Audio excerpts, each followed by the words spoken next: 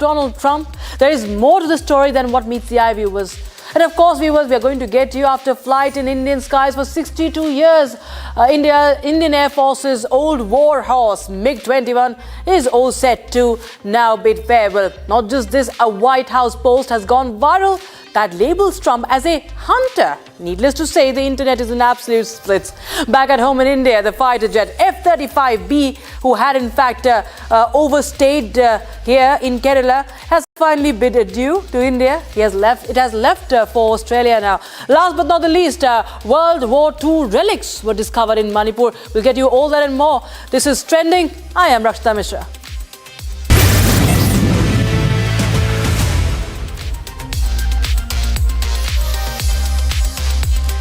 Viewers, after a delay of over 15 months, the Apache attack helicopters touched down in India, marking a new era in combat readiness. One of the world's most advanced attack helicopters. These choppers are designed to deliver powerful strikes in hostile combat zones.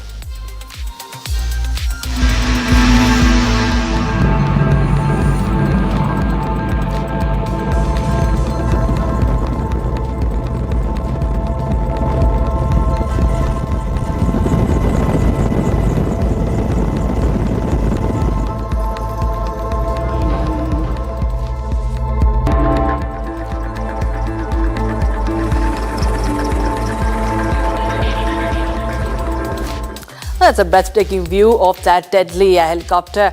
The Apache is equipped with a powerful 30 mm M230 chain gun, laser-guided Hellfire missiles, and Hydra 70 rockets for precision strikes.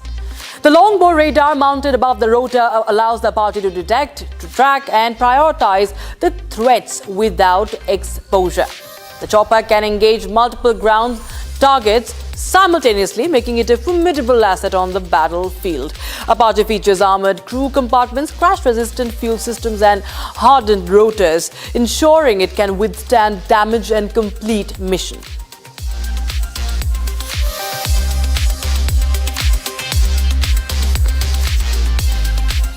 Meanwhile, viewers, there's good news coming in. India is steadily advancing its space gears.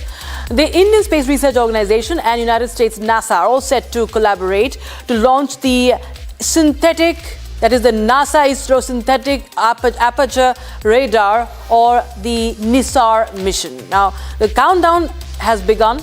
The launch has been scheduled for the 30th of July from the Satish Dhawan Space Center in Sriharikota, and it's said to be the most expensive US and India space partnership.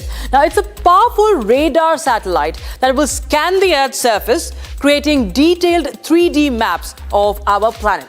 By using advanced radar technology, NISAR will be able to capture images of Earth's surface day and night, regardless of weather conditions. It will also monitor the Earth's surface for signs of deformation, helping scientists track earthquakes and volcanic activity. NISAR will provide scientists with real-time data, enabling them to respond quickly to natural disasters and monitor climate change. In fact, viewers, now we have a former ISRO director, former ISRO Deputy Director Venkateshwar Sharma joining us on the broadcast. Dr. Sharma, thank you so much for joining us on Public TV. And this is, of course, a major boost. It's touted as the most expensive satellite, and more than 700 crores have been invested in here by ISRO. So, what is the significance of it? What is the importance of this satellite, sir? Good evening to you, and good evening to million Republic viewers as usual. Of course, it is one of the finest satellites that the world is going to see, civilian satellite from the point of view of the synthetic aperture radar. Look, this is a most complex satellite which was conceptualized during 2007 by the international science team, which envisaged a requirement of such a satellite with L-band and S-band SAR associated, and NASA came out with the proposal for making the satellite.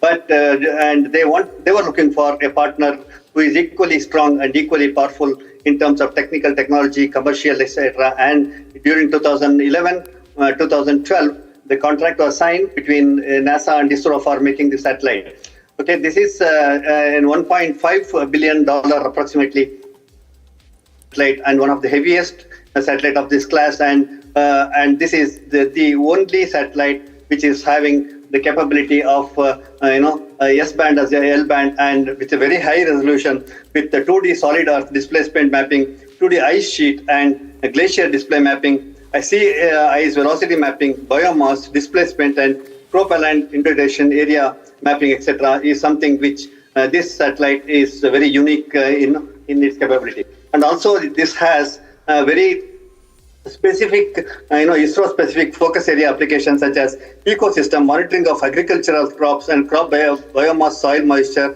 forest inventory, biomass change, and carbon sequestration, and solid earth risk assessment and management through monitoring seismic and post-seismic activity, etc.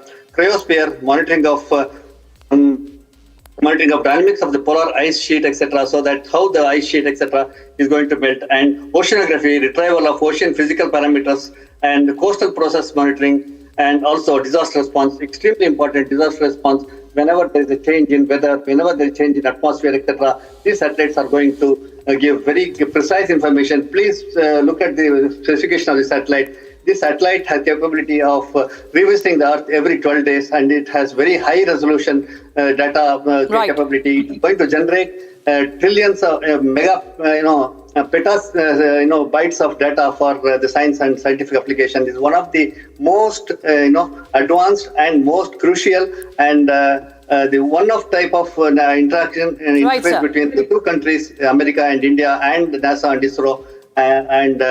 This is where we stand. And the satellite is made by us, and the payload is given by NASA, and S-band payload is also done by ISRO. And the launch is by our own GSLV, the proven GSLV vehicle. Therefore, we have from ISRO and India, we have the substantial share in development and launching of this NISR satellite. Over to you. Absolutely. It's going to be a milestone indeed. Thanks so much, Mr. Sharma, for joining us on Public TV with your views on that. Viewers, shift our focus to another trending story.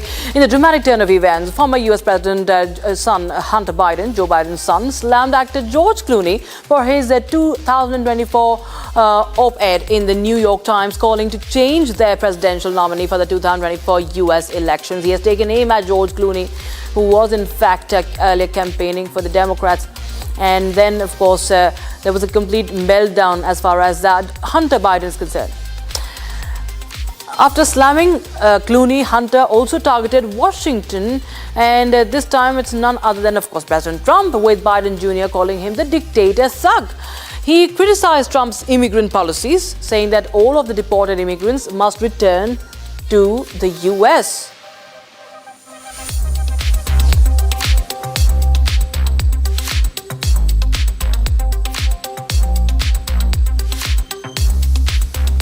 All right, so bring back the immigrants. In fact, he has talked about how many of the whites have been behind what's been happening in America. Hunter's statements now have taken a political turn and has divided the internet. Some people are unapologetically supporting Hunter's statements, while others have vehemently rejected it. As one user went on to say that Hunter is indeed correct, others say he is not right, he's not the right guy to teach about moral values.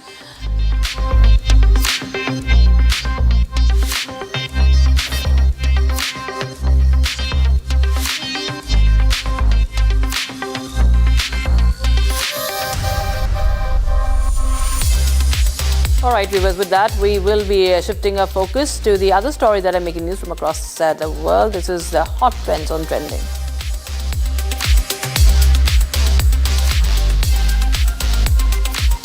Royal Navy F-35 fighter jet is finally in the air to reach its destination after being stranded for almost 5 weeks here in India.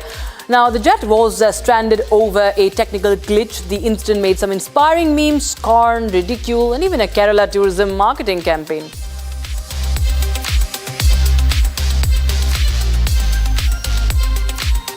Shubhanshu Shukla took to Instagram to post a recovery update. The video shows him practicing walking and physical exercises after his return from space.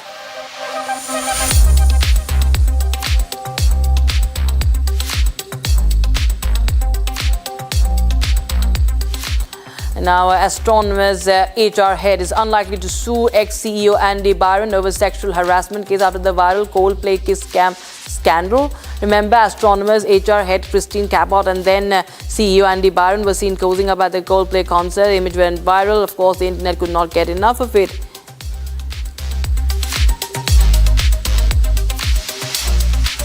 The great North African eclipse will bring over 6 minutes of darkness to parts of Europe, North Africa and the Middle East. Now, this is the longest land eclipse of the century.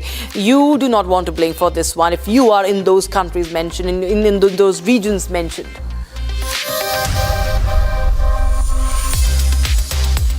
Ayodhya's sacred cities that include the sacred sites that include the Ram Temple, Saryo Ghat and Hanuman Gadi received a floral tribute. The district administration showered flower petals across key spiritual and cultural landmarks. And Shubman Gill continues to face criticism on the England tour, with former cricketer Manoj Tiwari now saying that Gill is trying to imitate Virat Kohli's style from India's last England visit. The construction workers at Langthal in Imphal recovered some old weapons, ammunition and other items while digging for sewerage projects. Now, it is believed that these products were used during the World War II. So these are the World War II relics that have been recovered. Now, Darhali River overflowed at Rajouri in Jammu and Kashmir, triggering flood-like situation in the area. The schools and colleges have been shut for a day in view of the conditions. The Satara police on Monday arrested an 18-year-old boy studying in the 12th grade after he allegedly attempted to attack a schoolgirl with a knife over a reported case of stalking. Two 20-year-old engineering students from BITS Pilani have caught the attention of India's defense sector. Just 2 months into founding their startup, Apollyon Dynamics, they successfully developed and delivered drones to Indian Army units deployed in risk-prone areas.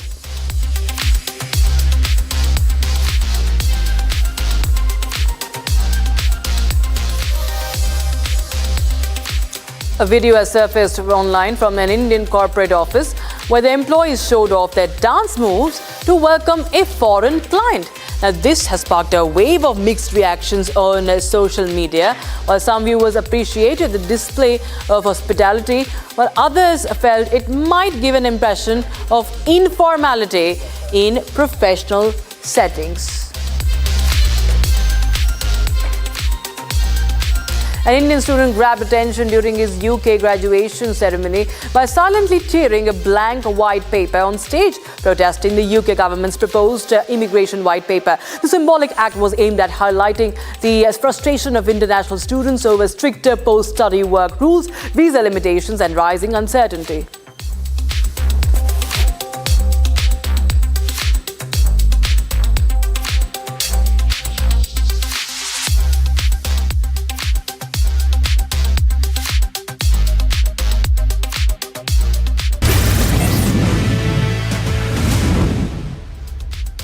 The Indian Air Force, with all its glory, will bid goodbye to the iconic fighter jet MiG-21 after 62 long years.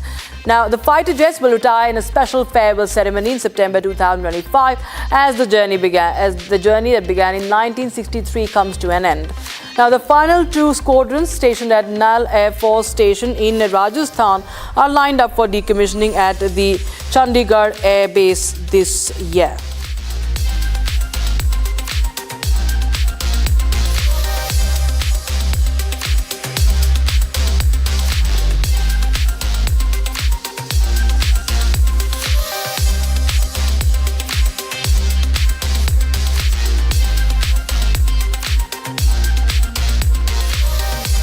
Now, despite its combat achievements, the MiG-21 viewers has faced persistent safety concerns with over 400 crashes over the decades, claiming around 200 pilots and 60 civilians, leading to its grim nickname, the Flying Coffin.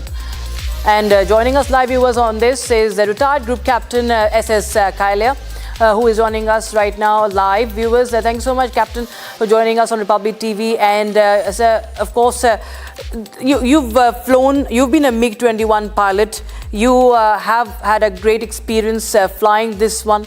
How do you see this development, and what was your experience? Why has it been so important? It's known as the old war house. It's war horse, and it's been the oldest, one of the oldest aircraft for the Indian Air Force.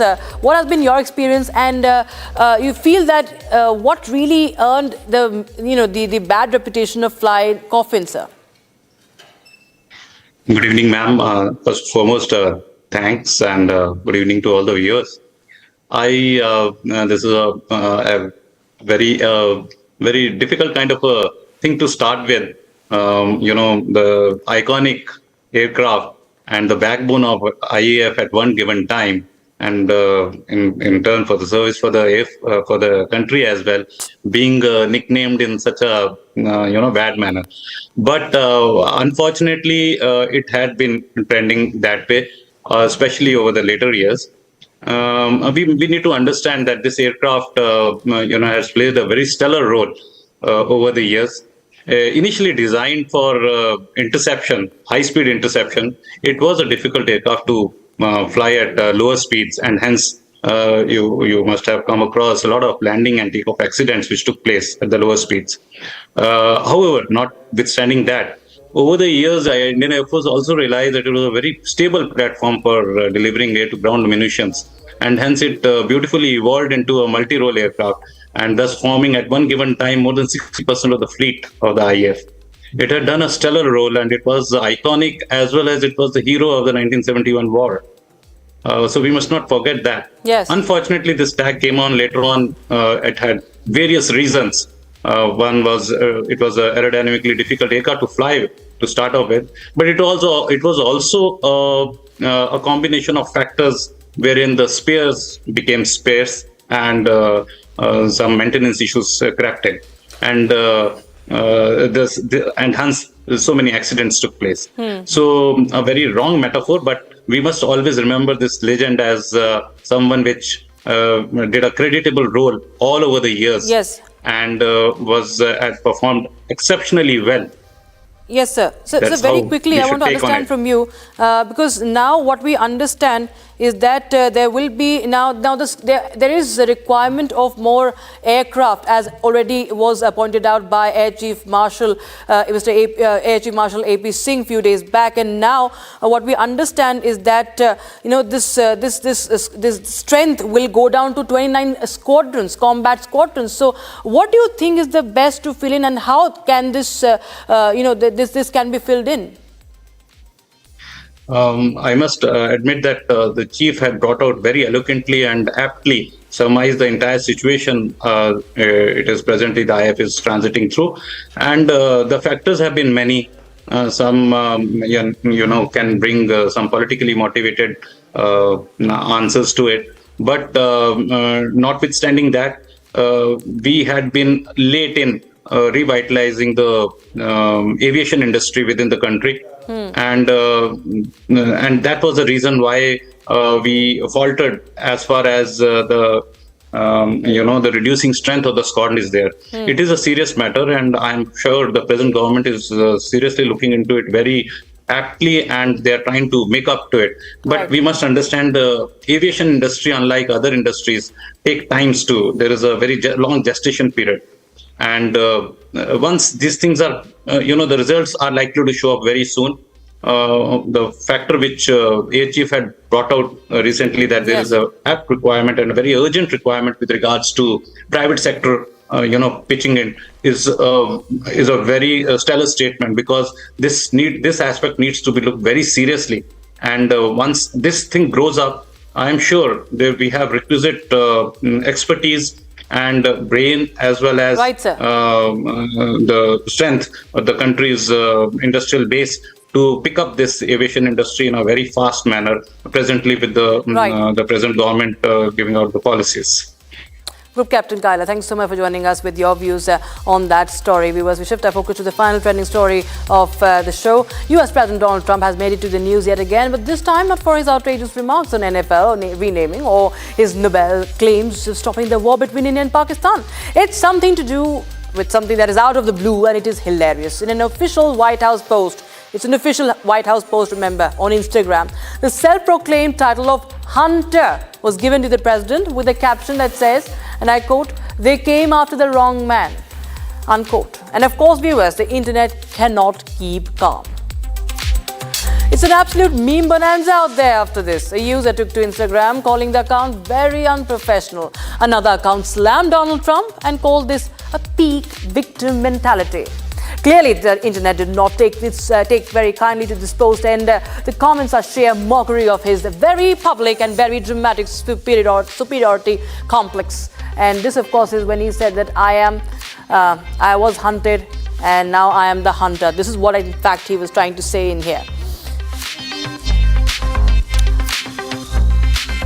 With that, a wrap up this edition of Trending, viewers. We'll be right back with the super prime time max debate with Ornav Goswami. Thanks for watching.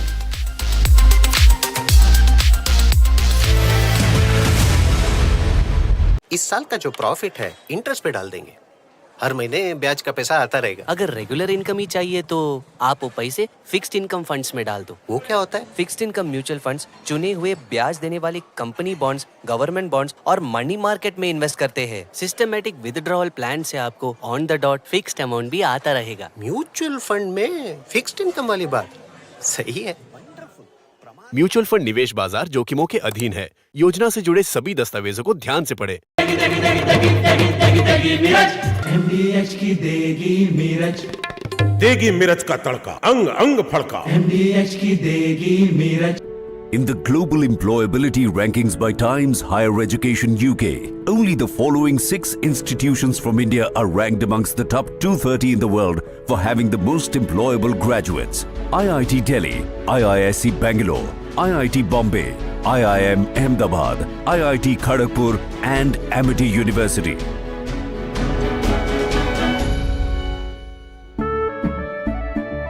केसरिया से मन जोगी हुआ रे, दिल झूमे देखो मतवारा हुआ रे।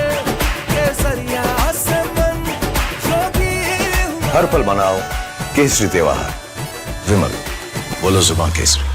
MDH की हल्दी मिर्ची धनिया करे कमाल। ये रंग दे, ये खुशबू दे, ये तीखा, ये कम पड़े। क्या निराला MDH masala.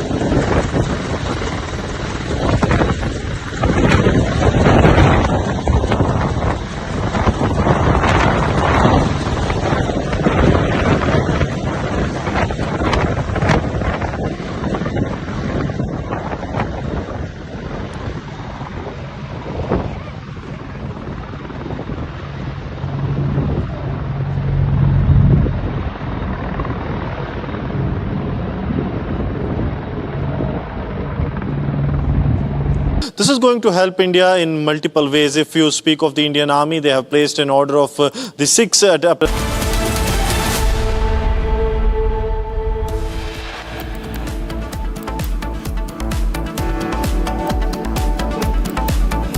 As per sources, no farewell speech will be given by Jagdeep Dhankar.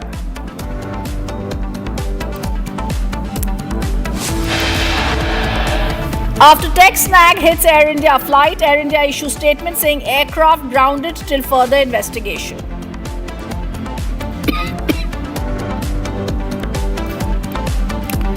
Big jolt to Congress. ITAT rejects Congress appeal against 199 crore tax assessment.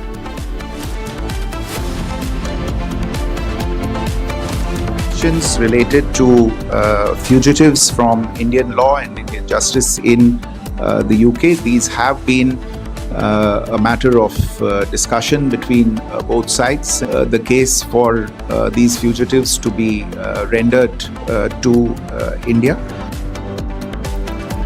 This is India's massive push for extradition of fugitives. MESA is pushing for fugitives Nirav Modi and Malia to be rendered to India.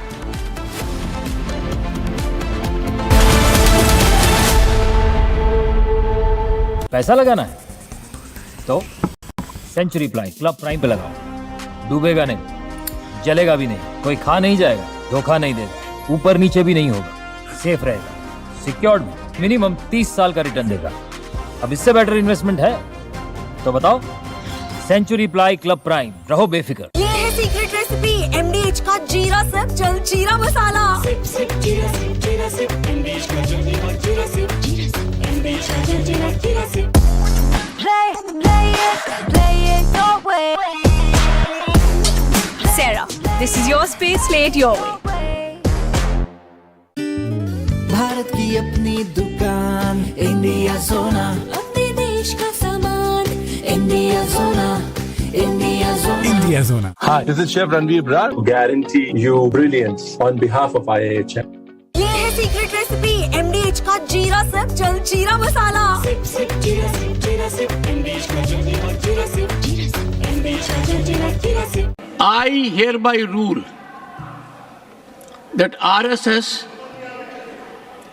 is an organization that has full constitutional rights to participate in the development journey of this nation. This organization bears unimpeachable credentials, comprises of people who are deeply committed to serving the nation selflessly. Vice President Jagdeep Dhankar has resigned due to health reasons, effective immediately, citing Article 67A of the Constitution.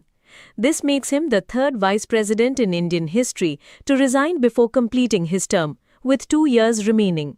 Dhankar's tenure was marked by his firm stance on constitutional propriety and national pride as Rajya Sabha chairman. He leaves behind a legacy of unwavering dedication to parliamentary dignity and defending India's sovereignty. Looking back at his tenure, our first defining moment takes us to December 2023, when TMC MP Kalyan Banerjee mimicked Dhankar during a protest outside Parliament. The Vice President's response was swift and uncompromising. Nothing will go on record, Digvijay Singh जी। आप अनुभवी नेता हैं। आपने लंबे मेरी बात तो सुन, आप मेरी बात भी नहीं सुनना चाहते। नहीं, मेरी बात, मेरी पीड़ा नहीं सुनना चाहते। आप कहते हो 138 साल पुरानी पार्टी हो, क्या हुआ है? आपको सब पता है। आपकी चुप्पी मेरे कानों में गूंज रही है। खड़गे जी की चुप्पी मेरे कान। Big controversy over Vice President Dhankar's shocking exit. Was the government caught off guard by Dhankar's resignation? Was there a feeling in government that Vice President was overstepping? Debating tonight at 8 p.m.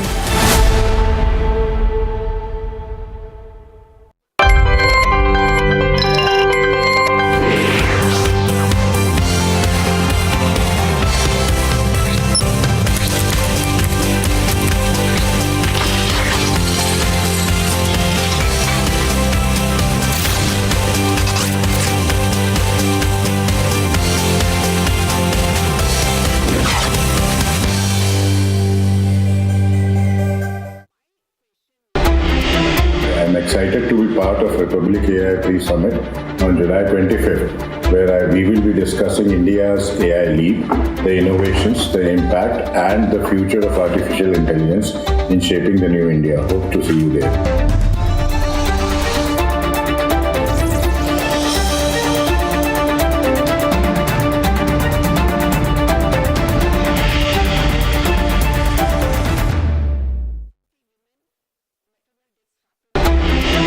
I'm excited to be a part of the Republic TV AI Pre-Summit on July 25th, where we'll be discussing India's AI leap, the innovation, the impact, and the future of artificial intelligence in shaping a new India.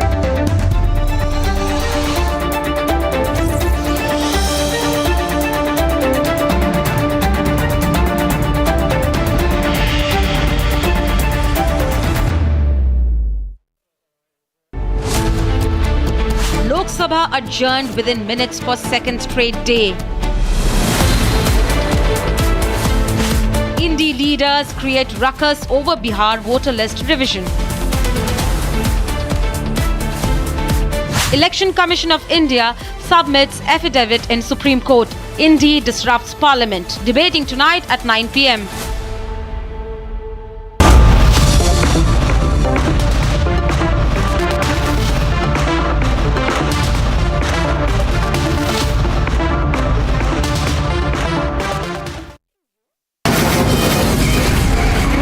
From the Republic Media Network headquarters, it's time for Arnab Goswami on the debate.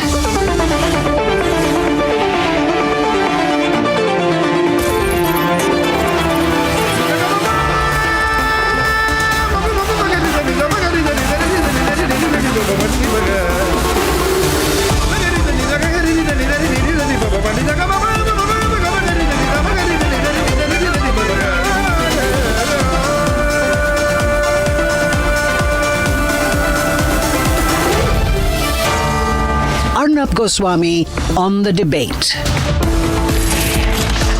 On the show tonight, Dhankar quits. Was he being threatened with a counter-impeachment by both sides? Did he land himself in a soup of his own making? At 9 p.m. tonight, the same template used by Indie to disrupt House proceedings. The debate over the special revision of electoral rolls in Bihar has reached the top chord.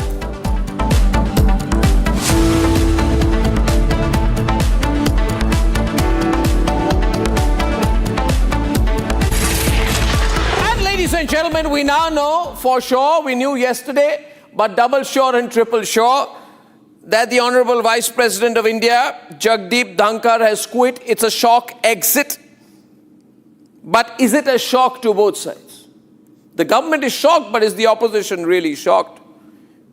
Why did Jagdeep Dhankar call the Congress party's Jairam Ramesh, which it is believed to have happened between 7:30 and 8 p.m.? Was there a call? Was there a call? The question is, was there a call? I'm not saying conclusively that there was a call, but some people have said there was a call. So was there a call?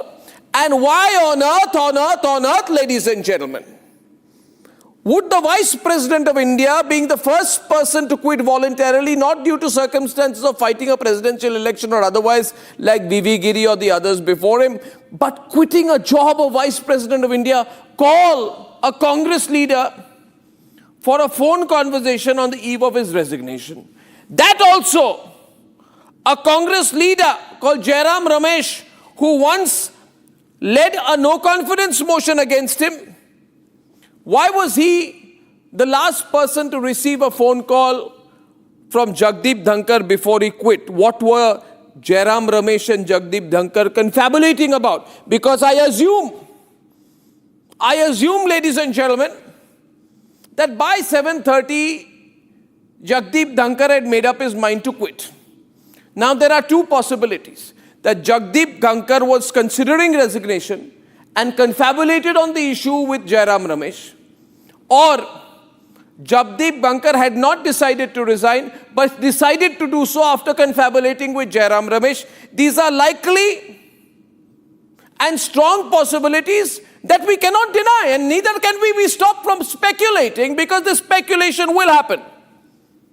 I believe, frankly, this is not about health. It's been building up for a while. Jagdeep Dhankar is an interesting person. He does balance politics. Did he go overboard in getting into a political space? Did he try to shock the government?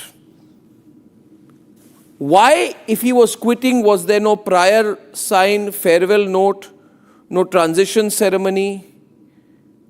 Why was this an attempt to grab a headline? Why do I have a feeling, ladies and gentlemen, that what Jagdeep Dhankar wanted to do was to grab a headline? Because he was upset over something. Or maybe, after being threatened with an impeachment motion by the Congress party, no confidence motion by the Congress party, did he go overboard in trying to placate the Congress party up to a point where he ended up upsetting the government? Is it true that while he was threatened with a no confidence motion by the opposition, the government was also upset enough with him to possibly consider the same thing? So was he eventually caught between a political yo-yo, ladies and gentlemen, of his own making?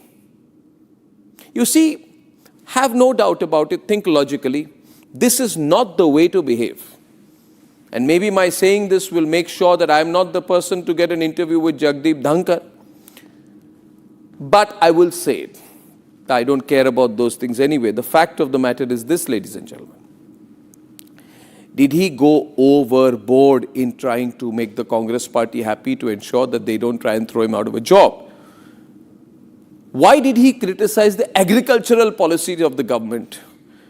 The same government that appointed him, why did he make public statements criticizing the agricultural policy of the government and say that as the son of a farmer, he feels pained about the agricultural situation or the condition of farmers, unless he knew that by saying so, he would be doing a balancing act? And did he say this after? Why did he say this after earlier being threatened by the Congress party? Did the Congress party in that sense have a leverage on him? Did the government, and I'm asking, did the government tell him earlier, please pipe down, don't try to negotiate or be the indirect interlocutor between the government and the judiciary on issues like impeachment? These are matters for the law minister, duly elected of this government, duly elected government to handle. It is not the job of the vice president. In that sense, was he getting politically activist and politically ambitious? Ladies and gentlemen, how is it that the same opposition which tried to oust Dhankar, who mocked him outside parliament, and you remember that when they were mocking him outside parliament, now they are calling him a man of conscience. They are urging Narendra Modi to reverse his resignation. In the end today, Jagdeep Dhankar's resignation has left more questions than answers. First, the opposition moves to try and impeach him. Now the ruling party, was it planning to do the same? Did Dhankar resign to preempt the possibility of institutional humiliation because he could get impeached by the government that elected him? What was this sudden exit? Was it an attempt to send a message to the BJP leadership? Was it an attempt to try and build a greater role for himself because he realized that this government would not be making him president in 1.5 or 2 years? Was it an attempt at the age of 74 to stretch his political career? Ladies and gentlemen, fact of the matter is, why would Dhankar reach out to Jairam Ramesh, one of his harshest critics, before resigning? So, this is not just about health. The resignation of Jagdeep Dhankar is not to do about health. It is to do with trying to send a political message. I'm not discounting health, but that's not the principal or only reason. That's where I stand on this. I also believe it is wrong of him, health or any reason, to quit like this. You do not quit in such a way. There is a due process through which you have been elected. If nothing else, even you must respect that process. If he had problems, he could have had a conversation with the president. The president could have asked him to have a conversation with the prime minister. There are ways in which things happen. You can't be egotistic, temperamental, or have this one-upmanship approach when you're holding a position of Vice President of India that should not have applied to Hamid Ansari, and I'm a critic of Hamid Ansari. When he was Vice President, he did things which I don't agree with, and that should not apply to Jagdeep Dhankar. So what Jagdeep Dhankar did is absolutely wrong, ladies and gentlemen. This is not like a corporate job where you go through 10 promotions, and then when someone disagrees with you, if they disagree with you, then you put in your papers and refuse to even serve your notice period or hand over a transition. Even in corporate roles, the general manager of a private sector company would know better. I am surprised the Vice President of India didn't know the same. Let's debate.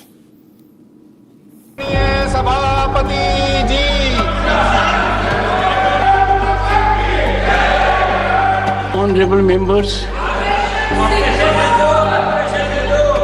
At 9:25 p.m. last evening, an unprecedented breaking news input trickled into the Republic newsroom. Vice President of India, Jagdeep Dhankar, has put in his resignation, and the resignation has been submitted to the President of India. Vice President Dhankar announced his resignation out of nowhere on the first day of the monsoon session of Parliament. In his one-page resignation letter, Jagdeep Dhankar cited health reasons and medical advice for his shocking exit. The resignation came as a shock, as earlier in the day he was looking forward to the upcoming session, with even the impeachment of Justice Verma on the agenda, an issue close to his heart. honorable members, I need to inform you that in December, a motion under Article 124 was submitted for my consideration for removal of a judge of a High Court of Allahabad. That motion was purportedly from 55 members. I examined that and found that one particular member had signed at two places, two signatures of the same member, and the honorable member declines that he has not signed at two places but he has signed only at one place. The matter becomes serious and culpable. As per testimonies from the MPs, the Vice President chaired the meeting of the Business Advisory Council at around 12:30 p.m, which was attended by Leader of the House in Rajya Sabha and Union Parliamentary Affairs Minister Kiren Rijiju.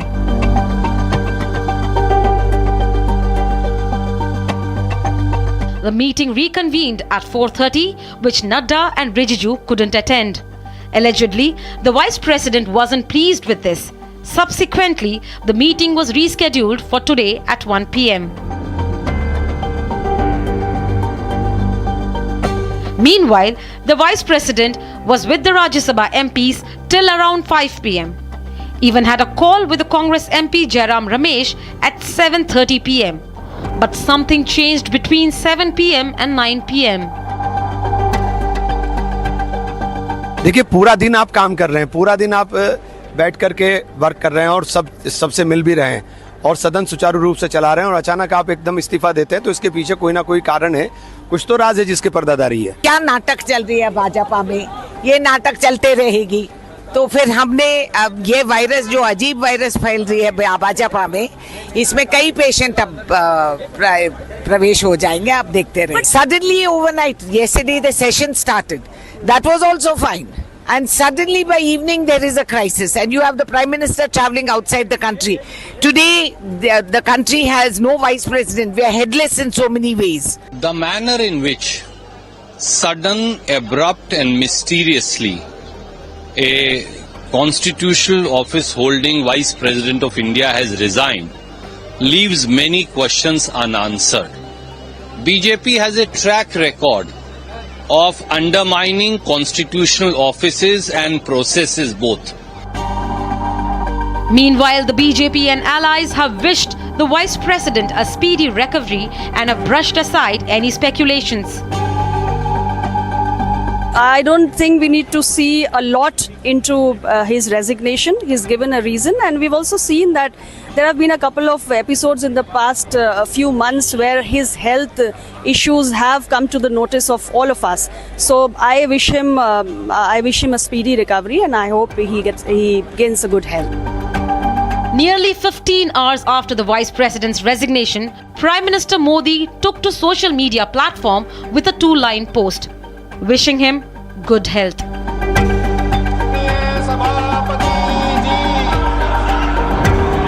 There were no signs to indicate that Vice President will resign abruptly. He looked bullish on the impeachment of Justice Verma, and in fact, he even had a planned visit to Jaipur announced by the Vice President's office. All that remains between the 7 to 9 p.m. mystery is an alleged call with Jairam Ramesh. I will retire at the right time. August 2027. Subject to divine intervention. While the Vice President continues to remain cooped up at his residence, the question remains, what happened? Was there disagreement on the impeachment issue? Did the Vice President overstep his role? Was this not discussed with the Prime Minister? Was health actually the main concern? Was the government caught off guard?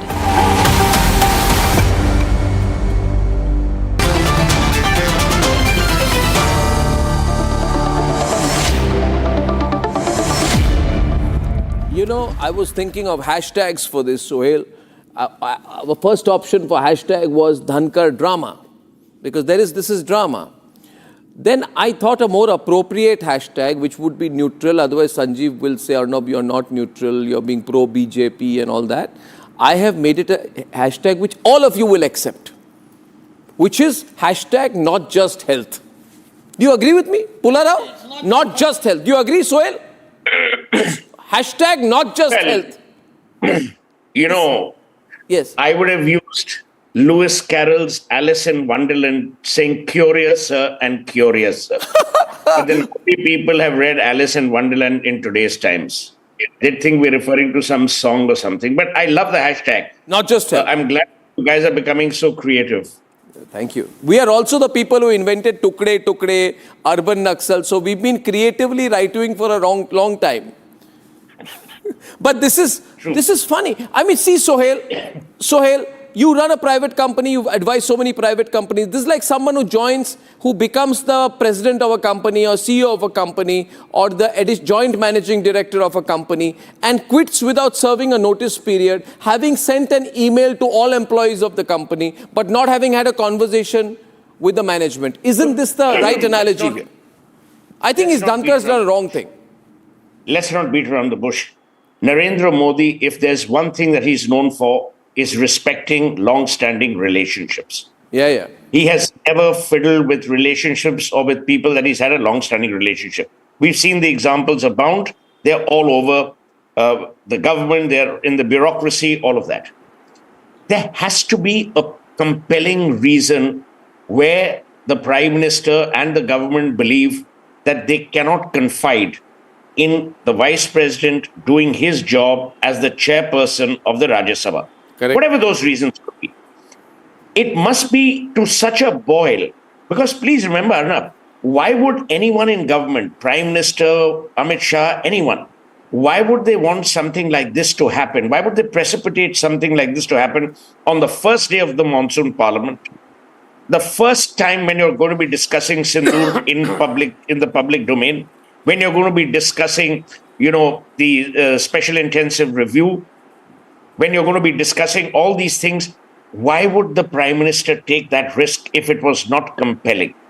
None of us can conjecture exactly why this happened, but there is a clear situation that the Vice President lost. There was no confidence left in the Vice President by the government. Because these decisions aren't taken lightly, they aren't taken, in a huff. And I think the Vice President also handled the resignation with great dignity. He said, it's my health, I'm resigning. I hope he doesn't become like Satyapal Malik and go to town. That's going to be a shame. But see, to be fair to the vice president, he's an extremely decent human being. He's had years of service. He's been a formidable lawyer in Rajasthan. I don't think we can never say what's happened between the sheets, as it were, in terms of political mismatch which has suddenly erupted. But I can tell you, it must be so serious for the Prime Minister to actually cut the umbilical cord, because he's a great You feel it happened? You feel that's the case because you're saying it quite plainly. What Suhail is suggesting here is Sanjeev, that the government cut the umbilical cord. In other words, the government effectively told Dhankar to go and gave him the option of a voluntary exit. You feel this is the right perspective to it, Sanjeev? So, Arnab, in your introductory remarks, by the way, I love your hashtag, not just health. Yes. And in your introductory remarks, you did mention a line that this entire episode has raised more questions and we don't have all the answers. There is an element of conjecture and speculation because we really don't know what happened. Having said that, and since one has known Mr. Dhankar for several decades now, when he was practicing in the Rajasthan High Court, I used to be the Indian Express correspondent here, and I'm talking about mid-80s, so it's like 35, 40 years back. So, Mr. Dhankar, there is no umbilical cord because Mr. Dhankar has been a traveller of sorts in politics. He has been in the Congress, Janata Dal, NCP, and last 20 years, he was, or more than 20 years actually, with the BJP. So, and he worked his way up brick by brick, in a manner of speaking, in the BJP, and would not have thrown it away out of in a huff. So there may have been disagreements. Yes, I agree with you that there were times when I think he overstepped, especially on matters pertaining to judiciary. He should have kept his counsel and not gone public with his views. But otherwise, by and large, he was fairly supportive of the government. But something must have happened which made the government feel that he's an embarrassment or a liability, and something which must have happened only in those few hours yesterday. Because I don't believe that yesterday morning either the government or Dhankar Saab knew that they will, by late evening, he won't be the vice president and he'll quit. No, not at all. So something really happened yesterday afternoon. So what happens, which I'll tell you, has triggered it to a point. And sometimes what happens, Arnab, that you don't plan it, neither the government nor Mr. Dhankar, but there may have been some exchanges, some dialogue which may have just forced his hand, and then you just can't make a comeback. There is no, the ladder is kind of taken away from under your feet. You're left hanging. And that's what happened, I think. I don't think he would have quit unless if it was only a difference of opinion. By which I mean that obviously, see, I'll tell you viewers. No, he must have been asked to. No. See, what Dhankar had started doing no question, was... What Dhankar has started... Many years ago, Prime Minister Vajpayee, if you remember, I was handling his campaign. One evening I asked him, I said, Babji, we used to call him Babji. I said, Babji, aap kabhi retire karoge? He gave the best line on the planet. He says, Suhail, इस कुर्सी से आदमी दो तरीके से जाता है, या भगवान बुला ले या आवाम बुला ले, which means either you die or you lose an election. No one leaves an office of power on their own. So something therefore has happened. Now let me tell you one more thing, inside story, Pulara. A lot of signatures were being collected on blank pieces of paper by Rajnath Singh yesterday, and I'll show that picture. Now, it was assumed by a lot of us, Pankaj, that those signatures were the process to begin the process of impeachment of Justice Verma, right? But how are we sure? Could it be possible that that was collecting signatures to impeach not Justice Verma, but to begin the process of impeachment of the Vice President himself? And had matters come to such a pass vis-a-vis the Vice President that he was told indirectly that, look here, what you are doing by accepting the Congress-backed motion to impeach Justice Verma is deliberately try to take a pro-Congress position and catch the center off guard, because the government is keen to lead the charge on judicial corruption, but you are ceding ground to the opposition. You are on your own trip. You are doing your own thing. You are disrespecting the government that has appointed you. You are exceeding your brief. And that may have upset the government more than we imagine. You see, government, this is a big thing. Yeah. So if the government's angry with him, and government says, this gentleman has said that as a son of a farmer, he is angry about the state of agriculture in the country. It's an indictment of Shivraj Singh Chauhan and of the government. We've told him, but he keeps making comments on the Supreme Court. He doesn't let the law minister lead the charge. He doesn't let the prime minister lead the charge. He doesn't let anyone, the government decide. He wants to be deciding for the government. He's gone way beyond the ceremonial role of a vice president of India. And could it have been Pulla Rao in that circumstances that the government says, listen, I mean, we got to draw a line. Tell Mr. Dhankar it's not working out. Is that possible? Not at all. Why not at all? He is not an ordinary employee of the government of India or people. I didn't say employee, it's a ceremonial position. He is number 2 of the constitution. He's not, it's not an executive role. No, but he has his role. It may be decorative. No, is it right, you tell me Pulla Rao, is it right for the vice president to decide who will move the motion in the Rajya Sabha without even consulting the government? You accept the opposition back motion to impeach Justice Verma, right? Yes. Will it sit well with the centre? No, you have... Will it sit well with the centre? You have started with the premise that everything began, as my friend says, yesterday afternoon. I personally believe this kind of gulf, these differences have been going on for some time and they were not managed. But there was a tipping point yesterday. No, tipping point maybe, but you have to manage it. What was the tipping point? You remember what was one the tipping issue. point? One instance I'll give you. You may not like it. General VK is saying his whole situation and that other government. Sir, did they not manage it till he retired? Sir, did the government not manage it? Okay. Then if Dhankar wants to embarrass the government, and if his intent is that I will go but I will embarrass the government, then he would have done what he has done yesterday, which means you announce your resignation on Twitter. Does the vice president announce his resignation on Twitter? Arnab, is this the way? Embarrass the government, if he wanted to embarrass the government, he would have forced the government's hand on impeachment, where the opposition would have gone against the government and where he would have had a locus standi and the logical reasons. What if the government told him? Yes, the government. What if the government told him? Let me Pankaj. What if the government told him that, listen, we disagree with you. We don't agree with what you are doing. You are not following the due procedure. You are trying to decide for the government. Now, either you step down or we'll impeach you. Then what would he have done? Could that have been told to him? I think Jagdeep Dhankar was sick. That is why he resigned. He was so sick of the way he was being humiliated, verbally rebuked, and routinely harassed in private by more loyal than the king henchmen within the union cabinet. There is a limit for everyone, Mr. Goswami, and for that matter, even for Dhankar, who has been obediently towing the line set till around 6 months ago.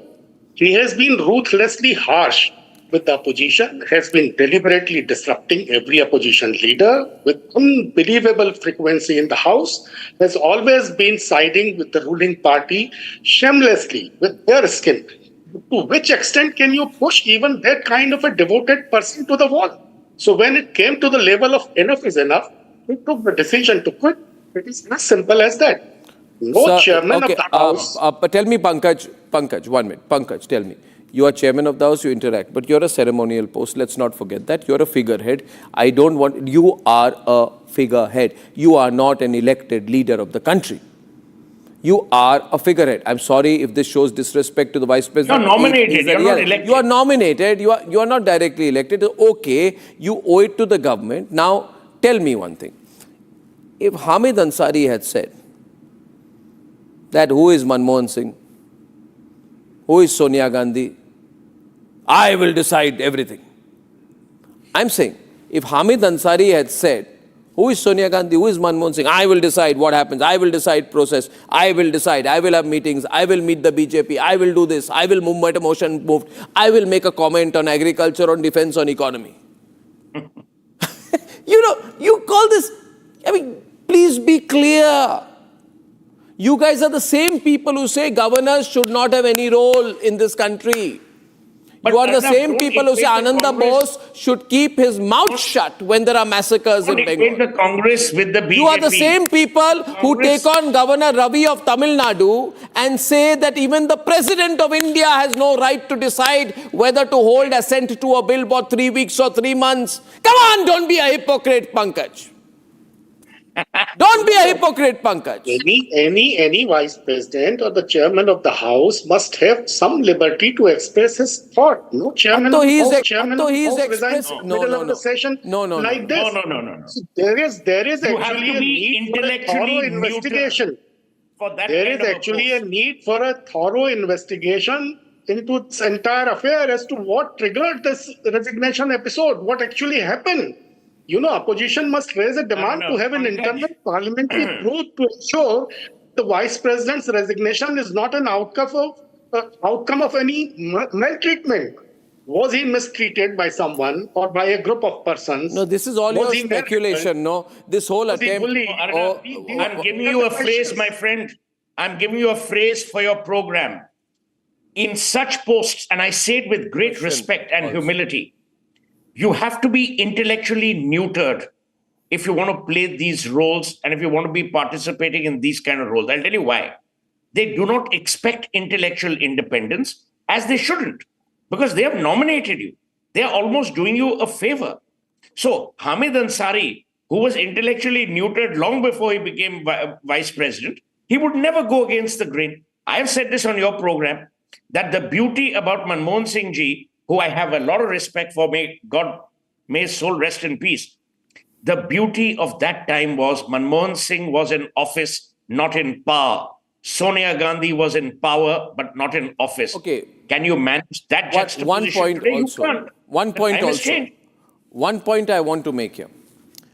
Suppose Jagdeep Dhankar is angry, upset, wants to quit. You expect a vice president to have a conversation with someone. It can be, he is a man with access. He can pick up the phone and say, I would like to meet the Prime Minister of India right now. Or he can pick up the phone and say, I want to speak to the President Draupadi Murmu. I, as Vice President of India, I am driving up to Rashtrapati Bhavan. Please, may the President give me half an hour. President would immediately agree. But what does he do, Sandeep Ghosh? Very interesting psychology, Geeta. He goes and calls Jairam Ramesh. Now, what happens in that phone call between him and Jairam Ramesh? And who is Jairam Ramesh, Geeta? Sandeep, Jairam Ramesh is the man who threatened to remove him through a no-confidence motion a few months back. So, Jairam Ramesh has a lever on him. The Congress says, listen, Dhankar, you step out of line. We have already told you we will impeach you. They had moved a historic motion to impeach Vice President. This was the first ever attempt in independent India to remove a sitting Vice President. This was done by Jairam Ramesh and the Congress Party. And Kalyan Banerjee then mocked him outside the steps of Parliament, and Rahul Gandhi was clapping and smiling when all of that happened. And Jairam Ramesh said, we have no option but to formally submit a no-confidence motion against Dhankar because he's partisan. And he has to be removed. That means, and when did this happen? This happened about a year and a half back. Which means Congress has him by this grip. He says, oh my God, I'm going to lose my job. I am going to lose my job. I better keep Congress and Jairam Ramesh happy. Coincidentally, Jairam Ramesh has apparently said that he called me. I don't know if it's true. We must check, and can you give me there is apparently a report of a call between Congress leaders and Dhankar late in the evening. Why would Dhankar call Congress leader before announcing his resignation? Jairam Ramesh said he called the vice president at 7:30. Jairam Ramesh said he called the vice president. Yeah. And the vice president, just before quitting, spoke to him, but not to the Prime Minister. So he must have been the voice of death or the kiss of death. No, there's something cooking there, no? Sandeep, there's something cooking. I like the term Suhail used, intellectually neutered. You know, people ask me, why do you come on Republic when you barely get a chance to put in your word sideways? But people will now ask me that with Arnab and Suhail both together, you really have to be intellectually neutered to be on the show, silent for half an hour to get a little chance to speak. Very bad, yeah. So that is what I suppose is the role of the vice president as people think of. But having said that, Arnav, having heard all of you in my limited conjecture, I would think this is neither petulance nor an impulsive decision. There must be a much larger, not what is brewing, but there must have been something much bigger, I don't want to use the term conspiracy, something bigger was waiting to happen, due to which the Prime Minister and the government decided to pull off the plug of this whole situation. It is not a matter of, slow build up or a slow death, which was happening. If that had happened, the government would have done something even before the session began. Or it's not something like people are saying yesterday, once accepting a motion, or Dhankar getting upset by one comment of Natta or anything of that kind, which has just triggered this sort of a thing in an impulse or in a huff, he decided to quit, etc. There must be something bigger, and we have all, and with due respects to all, seasoned journalists like you, we have yet to have the full picture. If there have been meetings going on between the president and the, Amit Shah, Mr. Modi, and all for a long time, everybody has been thinking it is for impeachment of Justice Verma or something. Last few days, you have seen Yogi coming and meeting everybody. So I think there's a much larger political stuff happening over there, and this could be part of it. And I don't think we are in a position to guess. One guess, which I've hazarded in a show earlier, that they needed to clear the berth over there for some political accommodation, whether it's a Nitish or whether it's somebody from the existing cabinet or somewhere, to make him a vice president. And Dhankar may have put his foot down and then tried contacting the opposition, etc., for support, and due to which it was seen as a revolt, and the government had to pull the plug out by saying that otherwise we impeach you or pass a no confidence motion or get away. But it is not as simple as that. And Dhankar, I suppose the health reason, he had to also put it in not just sort of dignity, but also to save his own face from anything happening. That's my reading, but I think it's not just a question of picture abhi baki hai. There's lots going to happen in the next 1 month of this monsoon session. We have to hold our horses. Each day will bring a new surprise. And I think this is just only the first act, first act we have seen so far. Okay, I think that, my response to that would be, Sandeep, in Delhi, I've realized that people in National Capital Region speculate more than they know. And especially when it comes to the BJP, RSS, etc. I agree with you that there is an impending change in the BJP organizational structure. I also agree with you that this gives a convenient berth. Suppose there is a senior BJP leader who you would like to upgrade, either in cabinet from party into vice president, it opens up a berth. But that does not lead to this precipitate action. However, Geeta, perhaps we must concede here the BJP can be quite ruthless when it comes to dealing with people who've gone rogue or who are about to go rogue. You've seen the way the BJP dealt with Satpal Malik. There was no forgiveness. And in the opposition today and in Delhi circles, everybody is slurping their lips in the opposition, Pularao. Oh, he's going to do a Satpal Malik. He's going to catch the next YouTuber to give an interview to. What do you think? Do you think he will do a Satpal Malik now? Arnab, due respect need to be given to the constitutional position of the vice president. But what is interesting, there is an echo, if you can please correct it. Yeah, we'll reduce it. Is to see that the kind of conspiracy theories that the opposition is trying to build and the kind of crocodile tears that the opposition is shedding. Yes. They are the ones who have been after the former vice president's life when he was chairing the session in the Rajya Sabha. in the previous, almost all the sessions which happened, they have been at loggerheads with him. And as you just mentioned, that's what probably the only time in, in the winter session of 2024, that they decided to put forward a former impeachment of the Vice President.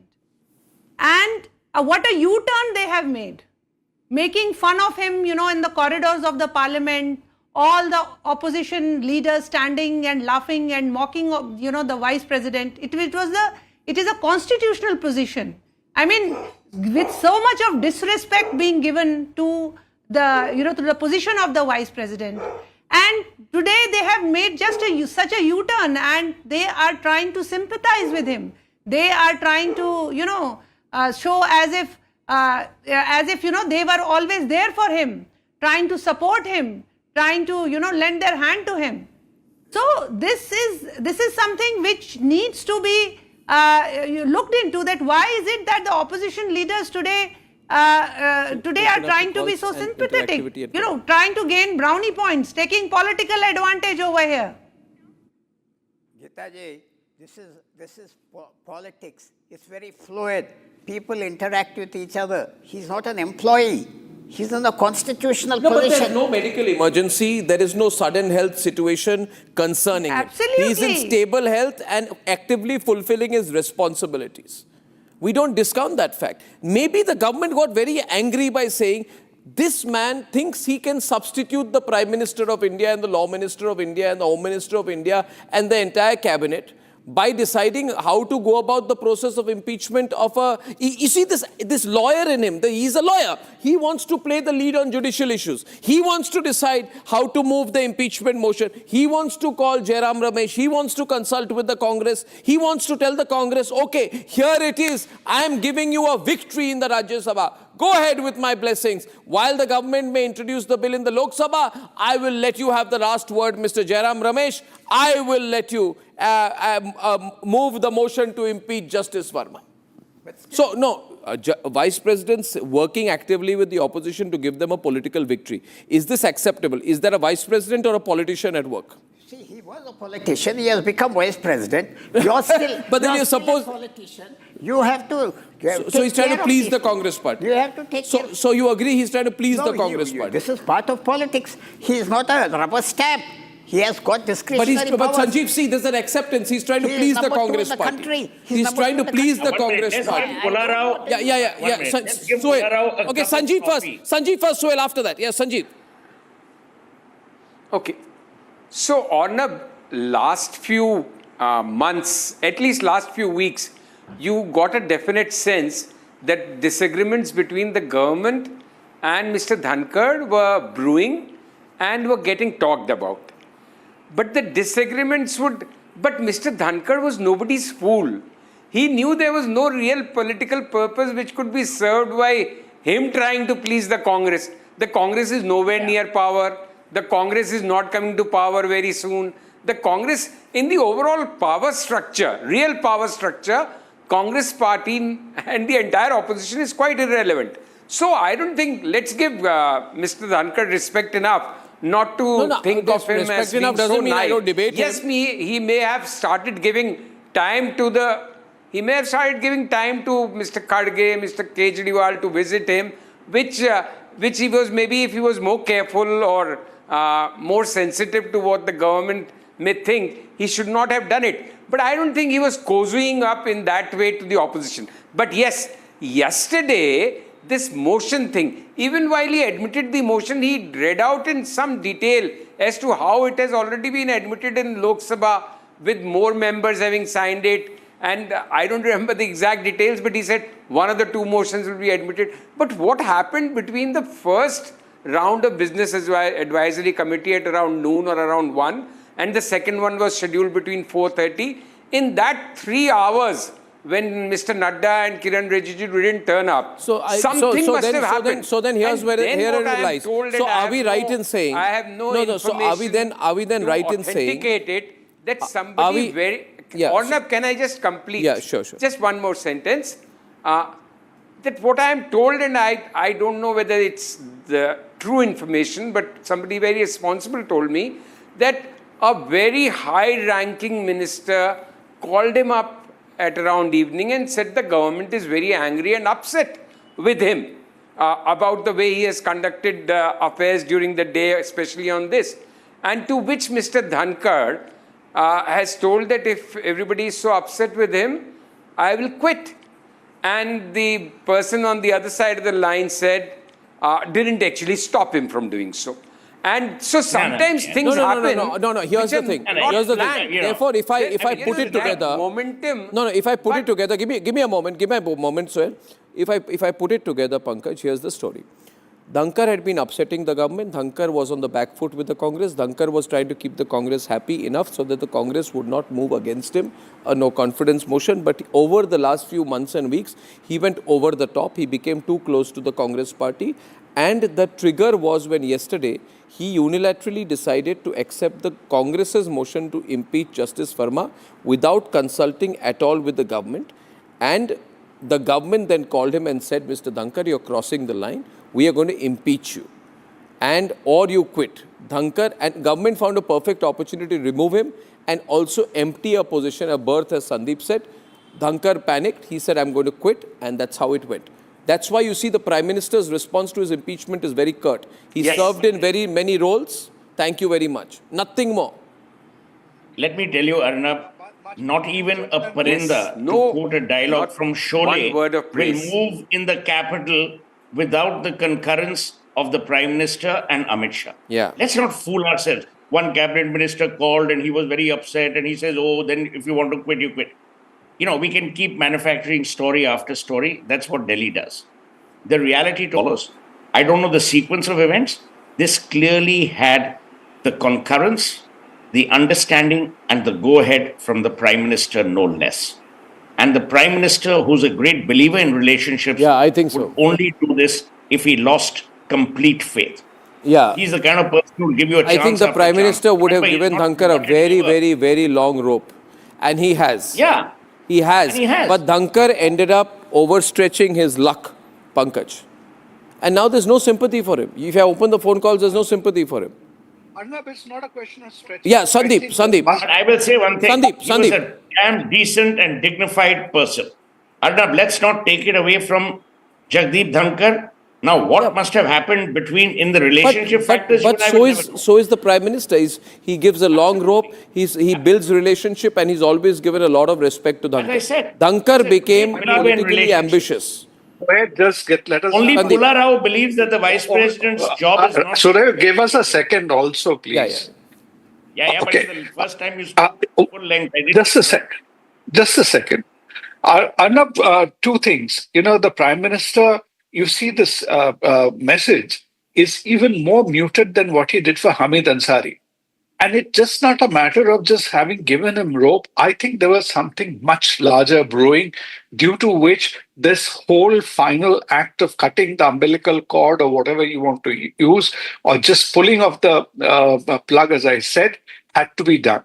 It cannot be a minor thing. And if some minister, howsoever senior, unless it was Amit Shah talking to Dhankar, if he said that, Dhankar would have his own ways of verifying or validating whether the Prime Minister wanted him to quit. And the Prime Minister also, in the normal course, wanted to do, he would have had ways to convey the message to him, than do it in one fell stroke and then put out this message in the morning, perhaps to also quash any kind of speculation that, what could have happened, by very clearly saying that I was unhappy, I'm letting him go, and I'm not shedding any tears for his departure. Willa, if Dhankar goes with an interview to a YouTuber tomorrow, Pankaj, will it have any impact? He won't. No, he may turn into a Satpal Malik. He may do a Satpal Malik, but he also knows that nobody took Satpal Malik seriously. Interview, it will have an impact. If he gives you an interview. After today's show, he won't, I tell you. Yeah. Pankaj. I don't think he'll be giving any interview to any YouTuber. He may perhaps give an interview to you. There are obviously very serious reasons behind his resignation. Dhankarji will not attend any one-wise. He won't deliver any farewell speech. You know why? Because he doesn't want to tell lies about the reasons of his resignation. And telling nation the truth would be so thunderous, so ear-shattering, that he wants to spare the political horizon from such an ugly scene. Things are so deeply disturbing. What is disturbing? What do you mean by that? I mean, you can't, I mean, why don't you tell Geeta, what do you mean by things are disturbing, there is a storm coming? You know, Delhi, why is there so much gossip in Delhi? There is going to be a new BJP president, there will be new office bearers, they are going to bring in generation next. Why are Delhi Lutyens circles, Geeta, treating this like some major cataclysmic bypass operation that is going to happen? Arnab, absolutely. You know, this is, a call has been taken by the Vice President, the former Vice President now. He has decided, he has cited very well in his resignation that he has health problems. Why is it that people cannot digest it? Maybe given an opportunity to look into that, what there are other reasons, as you were mentioning, that yes, there will be a discussion on it, that why is it that so suddenly he resigned. But when an individual has been, let us give that due respect to him. Why is it that the Lutyens Delhi is trying to find out as if there has been, that there were people when the government is going to after him? You want us to believe that let it be. There is no going to be a new vice president. We are going to accept. You need to just accept it. He had a heart procedure, some time back. He was hospitalized. He was not well. Why is it that no one wants to accept it? If a man at a position of being a vice president is trying to convey that he does not want to continue. I mean, why is it that we can't give him a respect? I have a feeling here. Why? That is the big question. Was Jagdeep Dhankar the Trojan horse? Was he the mole? Was he working on behalf of a political party ever since the threat to impeach him? So nobody knew it when he was appointed. There's no base. There's no base. What will he fight with? Yeah, but there may be no base, but Sanjeev, when you're vice president, you think you're very important, you're influential, you can grab the headlines. He has been 40 years in politics. He has seen ups and downs. He knows fully well what he is doing. But he was always headline grabbing. He wanted to be in the news. He was making statements. Sanjeev, you know him. He was loving the attention. No, I don't think so. He was loving the attention. No, he may be loving the attention, but he won't like to be in news by resigning. True, you don't throw the baby with the dishwater. Yes, but Sanjeev, I'll put the converse. He won't like that kind of being in news. Would he have been an instrument of or a lever for a larger conspiracy brewing? Whether, I don't know whether it was through the opposition or anywhere else, either to embarrass the government, and being in that position, I don't think so. He could have been the lever for that, and then the government found out. I think, like Arnab said earlier, that he may have overstepped on a few issues, but he had no conspiracy or etc. in mind against the government or could he have been a pawn in someone else's conspiracy? Or a mole, like Arnab is saying. Right. He clearly doesn't want that interview with Mr. Dhankar. They're not such deep thinkers. We are thinking more than the entire government and the vice president put together. He has not thought this through. Someone has made a call. I know him for 40 years. It's time for you to go. I know him for 40 years, and Mr. Dhankar is a deep thinker. He's a very intelligent man. He may be a deep thinker, so was Plato, but he wasn't vice president of India. We are not talking about his thinking abilities. We are saying the action happened. I just don't find too much.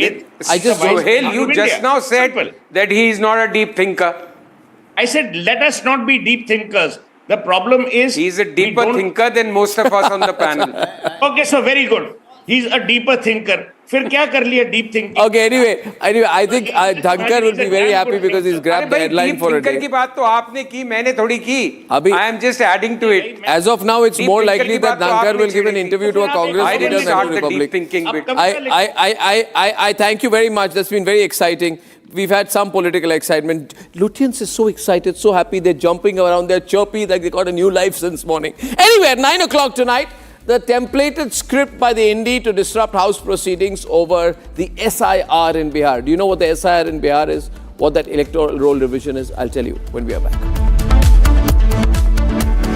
Time for a quick breather. Arnab will be right back with the debate.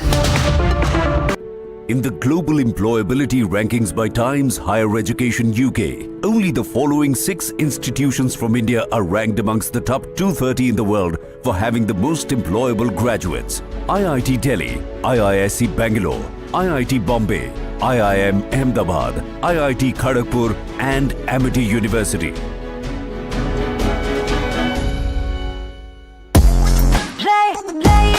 Play it your way. Sarah, this is your space, play it your way. MDH की हल्दी मिर्ची धनिया करे कमाल, ये रंग दे, ये खुशबू दे, ये तीखा, ये कम पड़े, क्या निराला MDH masala. Where the software engineer meets the gifted content writer, meets the cool UI UX designer, meets the talented photographer to create the big dream. The world comes together at Sharda University. So where are you? केसरिया से मन जोगी हुआ रे, दिल झूमे देखो मतवारा हुआ रे, केसरिया से मन जोगी हुआ. हर पल मनाओ केसरी त्योहार. विमल, बोलो जुबान केसरी. अब छोलिया हो या लोबिया, सफेद चने या काले चने, सब कुछ मजेदार बने. MDH.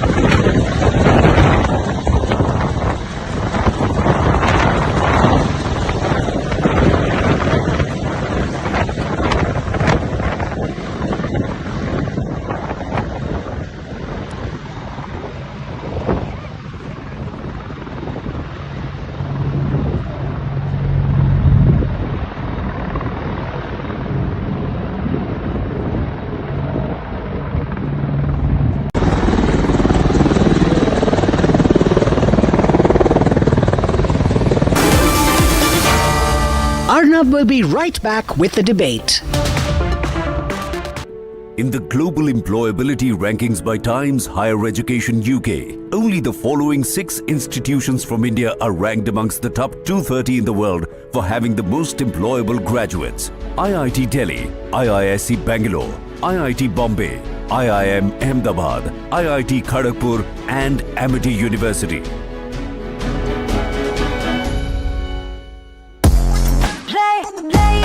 Play it your way. Sarah, this is your space, play it your way.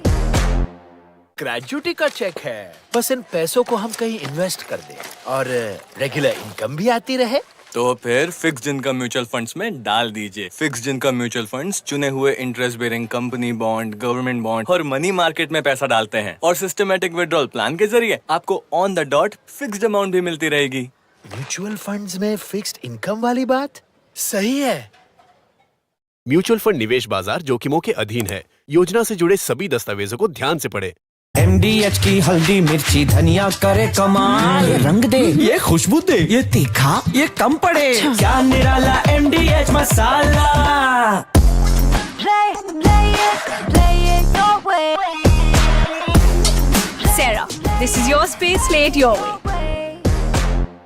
पैसा लगाना है तो सेंचुरी प्लाई क्लब प्राइम पे लगाओ. डूबेगा नहीं, जलेगा भी नहीं, कोई खा नहीं जाएगा, धोखा नहीं देगा, ऊपर नीचे भी नहीं होगा, सेफ रहेगा, सिक्योर्ड में मिनिमम 30 साल का रिटर्न देगा. अब इससे बेटर इन्वेस्टमेंट है तो बताओ. सेंचुरी प्लाई क्लब प्राइम, रहो बेफिक्र.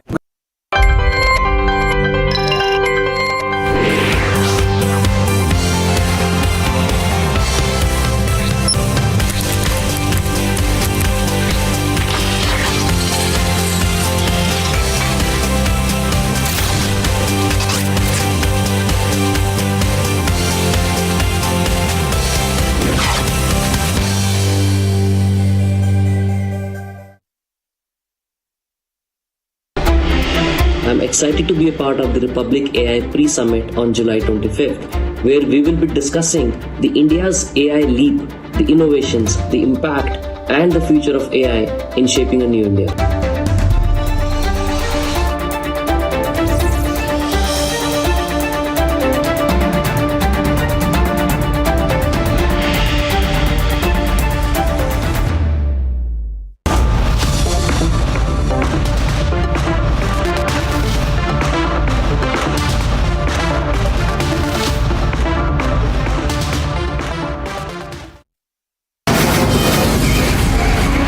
From the Republic Media Network headquarters, it's time for Arnab Goswami on the debate.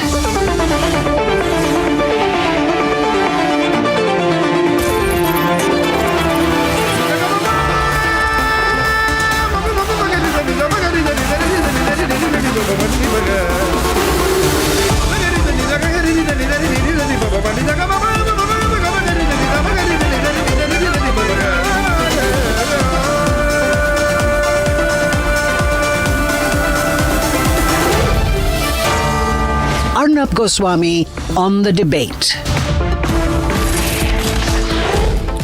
And ladies and gentlemen, the big controversy right now you're hearing, and I want to explain this on the nation's sharpest opinion. You may be seeing it on television, on the digital medium. Anyway, nobody reads newspapers these days, but it's called SIR controversy, Special Intensive Revision.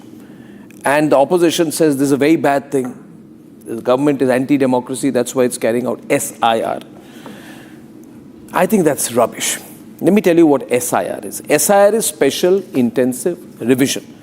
SIR is the revision of the electoral rolls. It's a way of checking that dead people are not there in the voter list. People who've moved away are not there in the voter list. Duplicate entries are not there in the voter list. Untraceable names are not there in the voter list. And infiltrators are not there in the voter list. So I'm sure you'll agree it's necessary. The next election is happening in Bihar. And obviously, it's been 22 years since the last revision. So you should be very angry in Bihar as to why a revision has not happened. But why would you oppose a revision? I don't understand. There has been urban shift, there's been migration, there have been deaths. A whole new generation has come, a whole new generation has gone. And this is constitutional. This revision is powered by Article 324 of the Indian Constitution, Section 21 of the Representation of People Act, and Article 326 of the Constitution, which requires that people above the age of 18 can vote. 97.3% of Bihar's voters have already submitted documents. This is the most transparent process, exhaustive, it's grounded in law. So what is the ruckus about the special intensive role? I don't understand. What is Rahul Baba and Tejasvi afraid of? A clean voter roll? The government is saying we are ready for a discussion. They are saying no discussion. If you are going to oppose it, come up with arguments, not noise. The special intensive revision is constitutionally mandated, Election Commission of India driven. It is rule-based to ensure that only all eligible Indian citizens can vote. If you want Bangladeshis to vote, if you want infiltrators to vote, if you want duplicate entries to vote, then you will oppose it. And what do you want? There are 18.66 lakh deceased voters who are no longer alive, no longer there to vote. Do you want dead people to vote, Rahul Gandhi? There are 26 lakh permanently shifted people. Tejasvi Yadav, do you want someone to forge their identities and vote? There are 7.5 lakh duplicate entries. Do you want one person to vote twice? There are 11,484 untraceable names. Do you want these people to remain in the list? If not, then why are you panicking? Why do you want phantoms to vote? So, viewers, you see, you say, I want a clean voter list. You want a clean voter list in Maharashtra, but you oppose the same in Bihar. Abhishek Manu Singhvi of the Congress wants about disenfranchising voters, but where is his outrage when it comes to Nepali nationals, Bangladeshi illegals, and deceased people who are on the rolls? Mamata Banerjee opposes voter roll revision tooth and nail. But is it about that, or is it about protecting illegal Bangladeshi migrants, immigrants, trying to make sure that they vote? Viewers, a voter cleanup is not a conspiracy. A voter cleanup is a constitutional responsibility. The special intensive revision that is going on right now is about protecting the right of every eligible and real Indian voter to vote. And remember this, viewers, forget the politics, forget your pro-anti-Modi, pro-anti-BJP. Do you want ineligible people to vote? Would you want a situation where people are not eligible and they vote? Would that make any sense to you? In my view, it would not. If you're pro-constitution, you have to be supportive of a revision. This happens everywhere in the world. Otherwise, you can say that let's have all people from 1857 eligible to vote today. Would that make sense? It would not. What the opposition is suggesting is as absurd as that. This is my view on it. If possible, please circulate this video to as many people watching this so that we spread the message. Especially if you're a member of the Nationalist Collective, please spread the message so that wrong information is not given to people. These acronyms sometimes don't make sense to people. What are the people talking about? What the Election Commission is doing is cleaning up the voter list. No dead people, no infiltrators, no permanently shifted people, no ineligible voters, no duplicate entries. That has to happen if Indian democracy is to be alive. Anyone opposing it is anti-democracy. Let's debate.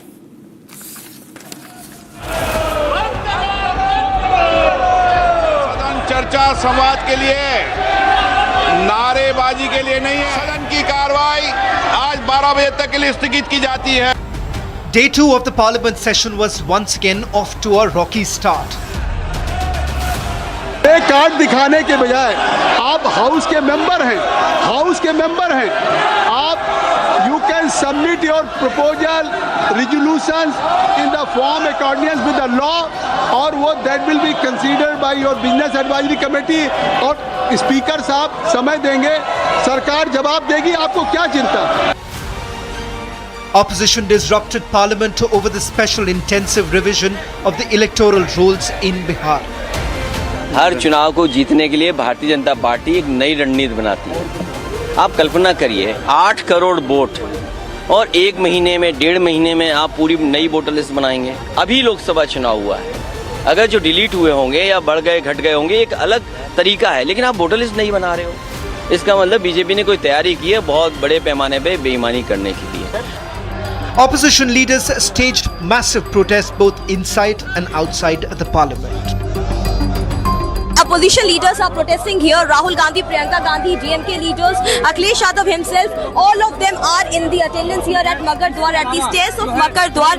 All the MPs have the placard in their hand on the special intensive revision which is happening by Election Commission of India in the state of Bihar before assembly election. All the MPs here are demanding that SIR should not happen. They are holding the placard stating quit SIR, and they also have been stating that continuously the voter's name is being cut out. The voter's name is being cut out from the Bihar voter list. There are many voters whose name has been cut out, and they're also raising a lot of questions on it. While the parliament was up in arms, the Election Commission of India submitted its affidavit to the Supreme Court on the revision of the Bihar voter list. The Election Commission of India submitted that it had the right to check the citizenship under the Constitution in interest of the purity of electoral rolls to enable the constitutional right to vote. Further adding, no parliamentary law can oust this jurisdiction. This didn't stop things turning ugly in the Bihar Assembly, with the opposition dressed in black and the matters getting out of hand in front of the chair.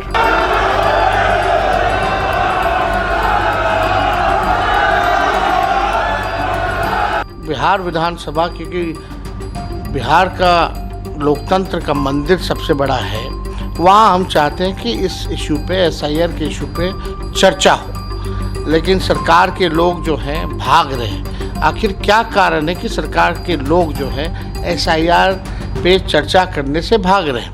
आखिर क्या कारण है? डर किस बात का है? Fortunately, in Lok Sabha, it was only limited to placards and sloganeering.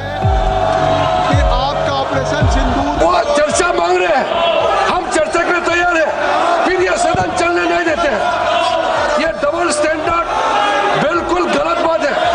चर्चा चाहते हैं तो ये हंगामा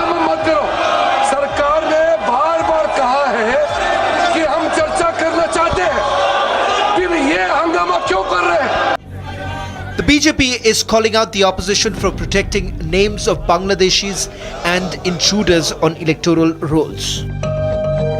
भारत के संविधान और चुनाव के कानून के मुताबिक वोट कौन कर सकता है? जो भारत का नागरिक है। तो इसकी अगर थोड़ी जांच होती है तो इसमें परेशानी क्या है? बिहार के अररिया, किशनगंज, पूर्णिया में 125% आधार कार्ड बन गया है पॉपुलेशन से अधिक। तो क्या देखने का काम नहीं है क्या? चुनाव आयोग ने कहा है कि बहुत लोग बाहर के हैं। भारत कोई धर्मशाला नहीं है तो वह इसीलिए मची हुई है कि बांग्लादेश और घुसपैठियों की बिना पर जो राजनीति करते हैं वो घबराए हुए हैं। The Election Commission of India, meanwhile, has completed 97.3% of the special intensive revision, covering nearly 7.68 crore citizens. Only 2.7 electors remain, with 3 days remaining of the deadline. With less than 56 minutes of debates in the first 2 days of the Lok Sabha, is the session once again headed towards a complete logjam. सभा की कार्रवाई बुधवार दिनांक 23 जुलाई 2025 को प्रातः 11 बजे तक के लिए स्थगित की जाती है।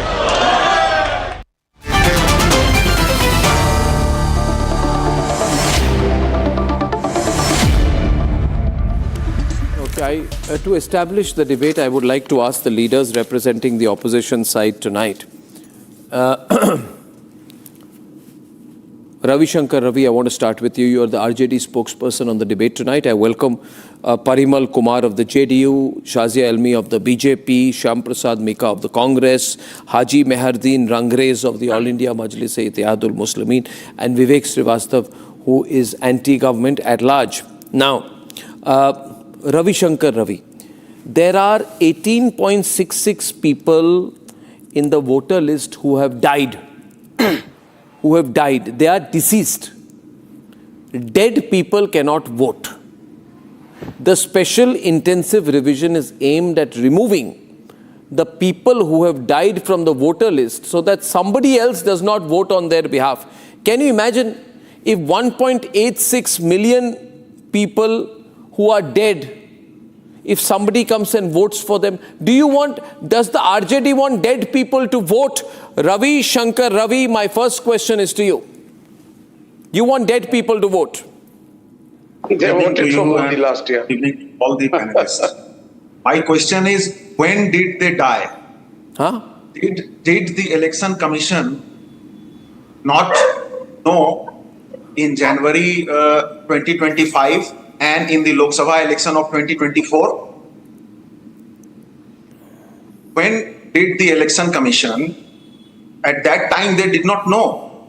A summary revision takes place, it is a normal process. Addition and deletion of voters, it happens throughout the year. Okay, it happens throughout the year. So why could they not delete the deceased from the list? Okay, I will let Parimal answer that, and then Shazia. A very absurd discussion going on right now. I said 1.86 million people have died. Can dead people vote? Would you want dead people to vote? They voted for Modi last year. How do you know they voted for Modi? You asked the dead people, did you vote for Modi? You met the dead people. You met the dead people. You asked the dead people. Then how do you know how many dead people voted for Modi? You have some powers to talk to dead people. Are you a poltergeist? What are you? Modi won because the dead people voted. I'm sorry. Now the thing here is, ladies and gentlemen, there are two arguments. Vivek, can you stop getting overexcited because of Dhankar? Listen. Don't cross the line. Don't do a Dhankar on me. Now the listen is, he may be gone, but he crossed the line. So in my program, don't become a Dhankar. Don't Dhankar me. Dhankar becomes an adjective. Now the question is, Shazia, why is the BJP concerned in 2025 about dead people voting? Why did it not do this before the Lok Sabha elections of 2024? Is the question the RJD spokesperson asks you. So first of all, let me tell the RJD spokesperson that I speak for Bharatiya Janata Party and not for Election Commission. Election Commission has presented an 88-page long affidavit and given it to Supreme Court now that the hearing is going on. And let me tell you, sir, that 5.56% voters have not been found at the address. 2.1% are deceased. 2.3% have permanently shifted, and 0.95% are doubly enrolled. Now, don't you think it's our duty to clean up this bloated list? Election Commission is doing its job. There is no need to press this panic button only because you know you are going to lose. And all the political parties have been given in the state, have been provided the details of 29.62 lakh electors whose enumeration forms have not been received. And so far also of 43.93 lakh electors who were not found at their addresses. I just gave you the percentage. Now the verification has been done, which is 95%. So most of the work has been done. There'll be an electoral poll draft, after which there will be BLOs and BLAs, booth level officers and agents also from different parties who will look at the list and take it up, for which there is an entire month. So please do not spread this misinformation, disinformation to cover your own panic. No. Not just that, let me tell you that the poll body has ensured, and I do not speak for Election Commission as an official representative, but I speak for my country and I speak for every institution in my country which stands for democracy and ensures democratic processes to be carried on in the way they should in any robust and a healthy and a good democracy such as ours. The poll body has said the exercise is to ensure that no ineligible voter was included and no eligible voter was excluded from the electoral list. All the petitions that have been made, which are being looked into at the level of Supreme Court, have been based on unreliable newspaper articles. And let me tell you, sir, when it comes to the poll and the draft of electoral poll being made, 95% of the work has been done. Not in fact, only it's more. I don't know. The end of the day, I think it's 97% that has been done. So 97%, because I don't know the today's figures. I knew till yesterday. So 97% of the work of SIR has been done, and the last date is 25th, after which you have all the time and different ways where you can go to ERO, who's the election registration officer, and make any complaint you want to make. The list is out there for all of you to see through your individual people. And lastly, I would like to say that when it comes to proof of citizenship, Election Commission has said it is the jurisdiction of the Election Commission to make sure that only Indian and Indian voters who are Indians indeed get to vote. And I think it's a very legit and a necessary concern. Now, hashtag, all of us have. I don't know why you don't have it, but Bihar is in India and only hashtag Indian only voters citizens, should vote. Period. The hashtag for this debate is only citizens can vote. It's a very simple hashtag. You may be thinking, why is this hashtag even being used by Arnab? Because today there is a crazy debate going on. Why should we have a clean electoral roll? Should we have a dirty electoral roll, Haji Meherdeen Rangres? Should illegal infiltrators be allowed to vote because they may vote for a particular side? Should people be allowed to vote because they are seen to be Muslim voters, even if they are originally from Bangladesh? Should the border regions of Bihar, Jharkhand, Assam and West Bengal be allowed to be infiltrated by Muslim Bangladeshi infiltrators from Bangladesh? Why not throw out these people? Why would you want a situation where these people can exploit the situation? I want citizens of my country to vote. I don't want a Bangladeshi to vote. Same here. I don't want a Bangladeshi to be allowed to vote in my country. In the Bihar elections, Bengal or any election for that matter. I want them thrown out of my country. I don't, and you know this, you know, Vivek, one minute. We had a video of a Trinamool leader in a speech in Bengal saying, if you're from Bangladesh, come to us, we will arrange for you to vote. You think there are no fake Aadhaar cards? Fake election ID cards going around? When the BJP leaders were sitting with the Election Commission people and filling furgy forms. and the journalist concerned, uske khilaf FIR hua. Like this? And he is still over there fighting. So we have many kind of videos, Mr. No, we Goswami, go. and we need to study all the videos. We do. You see, we are against the BJP running the election commission by proxy. वो election commission BJP का agenda अगर करेगा, so we'll come onto the streets and no backdoor NRC. We'll come out on the streets. The threat again. We will come out on the 20 लोग तो है नहीं आपके पास. We will come out on the streets. क्या भाई, you can't. First of all, you see the mentality, viewers. Do you see the mentality? Are you seeing the mentality, Parimal Kumar? If you don't listen to us, we will come out on the streets. We will have violence. We will attack people. We will burn police stations. We will attack female police officers. We will do tukde on the road. Jala denge, maar denge. ये क्या है? नहीं. No. Only citizens. No, you said it. No. I said a peaceful Gandhian protest like it happened in China. Reflect the culture of RJD. Peaceful protest. 1 minute. Parimal Kumar of the JDU. Yes. They have no belief in the constitution. You see, actually, sovereignty in India rests in the people of India. The people of India exercise this power through voting right provided under Article 326 of the Constitution. And who holds the right? Actually, the qualification of voter is mentioned under Section 16 and 19 of People's Representation Act 1950 and also under Article 326 of the Constitution. And as per Article 21 of Section 21 of People's Representation Act, it makes compulsory for the Election Commission to revise the electoral roll prior to Lok Sabha and Assembly election, and that's why Election Commission is performing its constitutional and legal responsibility. But the main point is the RJD type of party who has lost their particular popularity in Bihar.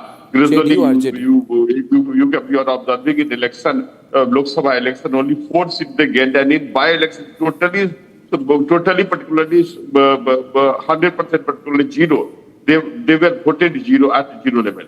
So they are putting resistance because they have the apprehension that they will certainly be defeating the incoming assembly election held in 2025. That's why they are putting that. There is no any problem. Actually, you see, when in 2003, when this special internship survey was conducted, it was concluded within 31 days, and same is being conducted this year in 2025.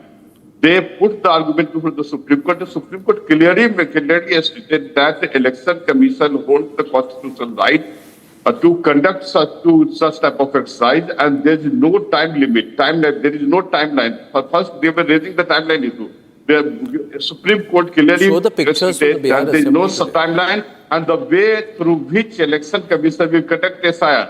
So actually, they are just particularly manifesting their basic character. The DNA of RJD and Mahagathbandhan in Bihar is embedded with the corruption, crime, you can say particularly kidnapping and ransom, and the same is being manifested in the Lok Sabha as well as Rajya Sabha. You see, I think it's true.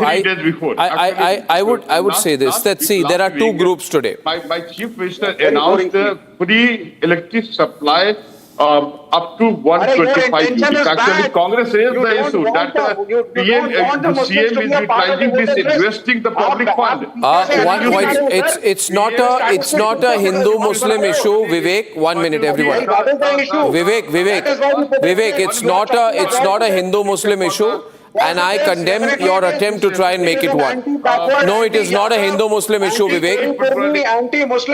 No, it is not about Hindu-Muslim. I'm an only voter who doesn't vote for the BJP. Naam kaat do bhai. This is what is happening. About the actual voter. Shasya, 1 minute. Vivek, everyone on the big one. Intention is wrong. 1 minute. Statistics may be correct. Intention is wrong. Vivek,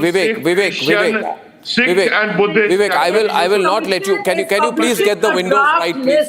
Shazia, 1 minute.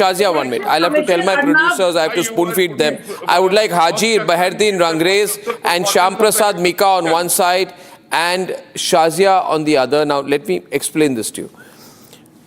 This is not a Hindu-Muslim issue. Haji Meherdin. No, it's not. And do not make it a Hindu-Muslim issue. I said Shazia on the right. Can you, Parimalji, 1 minute. Parimalji, 1 minute, please. It's not a Hindu-Muslim issue. There is a Constitution of India. Vivek, would you kindly keep quiet for a minute? Thank you. The Constitution of India does not allow non-citizens to vote. Now, Haji, I'm sure you won't say that because the non-citizen is a Muslim from Bangladesh and likely to vote against BJP. Why? Because if you are saying the person who is a non-citizen is a Muslim from Bangladesh, right, and is likely to vote against BJP, I will fight for him. You decide whether you want to fight for Indian citizens voting or Bangladeshi citizens voting. If you want Bangladeshi citizens to vote, then you fight an election in Bangladesh. You understand, Shyam Prasad Mika? Foreigners cannot vote in India. People of unsound mind cannot vote. People barred due to corruption cannot vote. Election-related offenders cannot vote. Anybody who is below the age of 18 cannot vote. It's not difficult for you to understand. Therefore, my hashtag is only citizens can vote. Why don't you want only citizens voting? What is your intention? Okay, one second. Hear me out. I was patient so far. See, only citizens can vote. Who is objecting? Who is asking for any non-citizens to vote? Nobody is asking for that. Okay, then what's the problem? I'll tell you. The point is, in a democracy, irrespective of whether you are a BJP or Congress or RJD or any other party, being a citizen of a democratic country, what we need is a transparent and a confident election commission. Don't use words. We need to transparent, confident. One minute. Can I counter you one minute? Can I counter you on this? Sham, listen.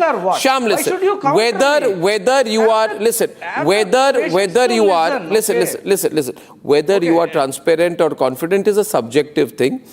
You see, the election commission, let's be reasonable, can be as transparent and confident, but if you decide they are not transparent and confident, you'll never change your mind. In this case, 97.3% of people, that is 7.68 crore voters, electors, have submitted their documents through enumeration forms. This leaves only 21 lakh. 20.35 lakh voters, only 2.75 who are saying I am not going to submit my papers. Now, obviously, the ones not submitting don't want to be caught. Would a Bangladeshi infiltrator submit his papers? No. So you mean to say people who couldn't produce papers are all Bangladeshis? No, I'm saying they cannot vote. I'm saying they cannot vote. They must be. If I, listen, okay, let me explain this to you. Simple thing. I'll try to explain simple things to you. Listen. No, you are not understanding. You are not understanding. You are saying, one minute. You are saying, are you saying that anybody who does not have an Aadhaar card is not an Indian citizen? But if I'm giving you an opportunity to get an Aadhaar card, but you don't have the ability to verify the facts to get Aadhaar or PAN card, then you cannot be a tax-paying Indian citizen carrying an Indian passport. To get an Indian passport, to carry the benefits of an Indian passport, you must go through a process of verification. If you're afraid of becoming unverified or being exposed to the process, which means you have something to hide. Okay? Over? Which means you have something to hide. That is what we are asking. What are you hiding, election? I'm asking the people who are not verifying what are you hiding. BJP are jumping up. Election Commission need to come out and tell what they are hiding. You're not making any sense. Just because, I'm not making sense because I'm not shouting like you. What are you hiding? You don't have any point to make. You don't have conviction. I'm shouting because I'm conviction. I want Indian citizens to vote. This is happening in anticipation of the royal defeat that awaits you. There is nothing going on that can be termed as something surreptitious or insidious. Election Commission is publishing a draft list for public objections on August 1st. Why can't you wait till August 1st? Why can't you let the entire exercise of SIR, which will be completed by July 25th, instead of breaking furniture in Bihar Assembly? Give every citizen a chance to raise concerns. I'm sure you have booth-level agents. There are booth-level officers. And I'm talking about 1 lakh plus 1.5 lakh of people who will be doing this verification and who will be looking at this. There are 12 political parties What is bothering you? What is the fear? The fear of loss, right? Defeat. So it has to be data driven.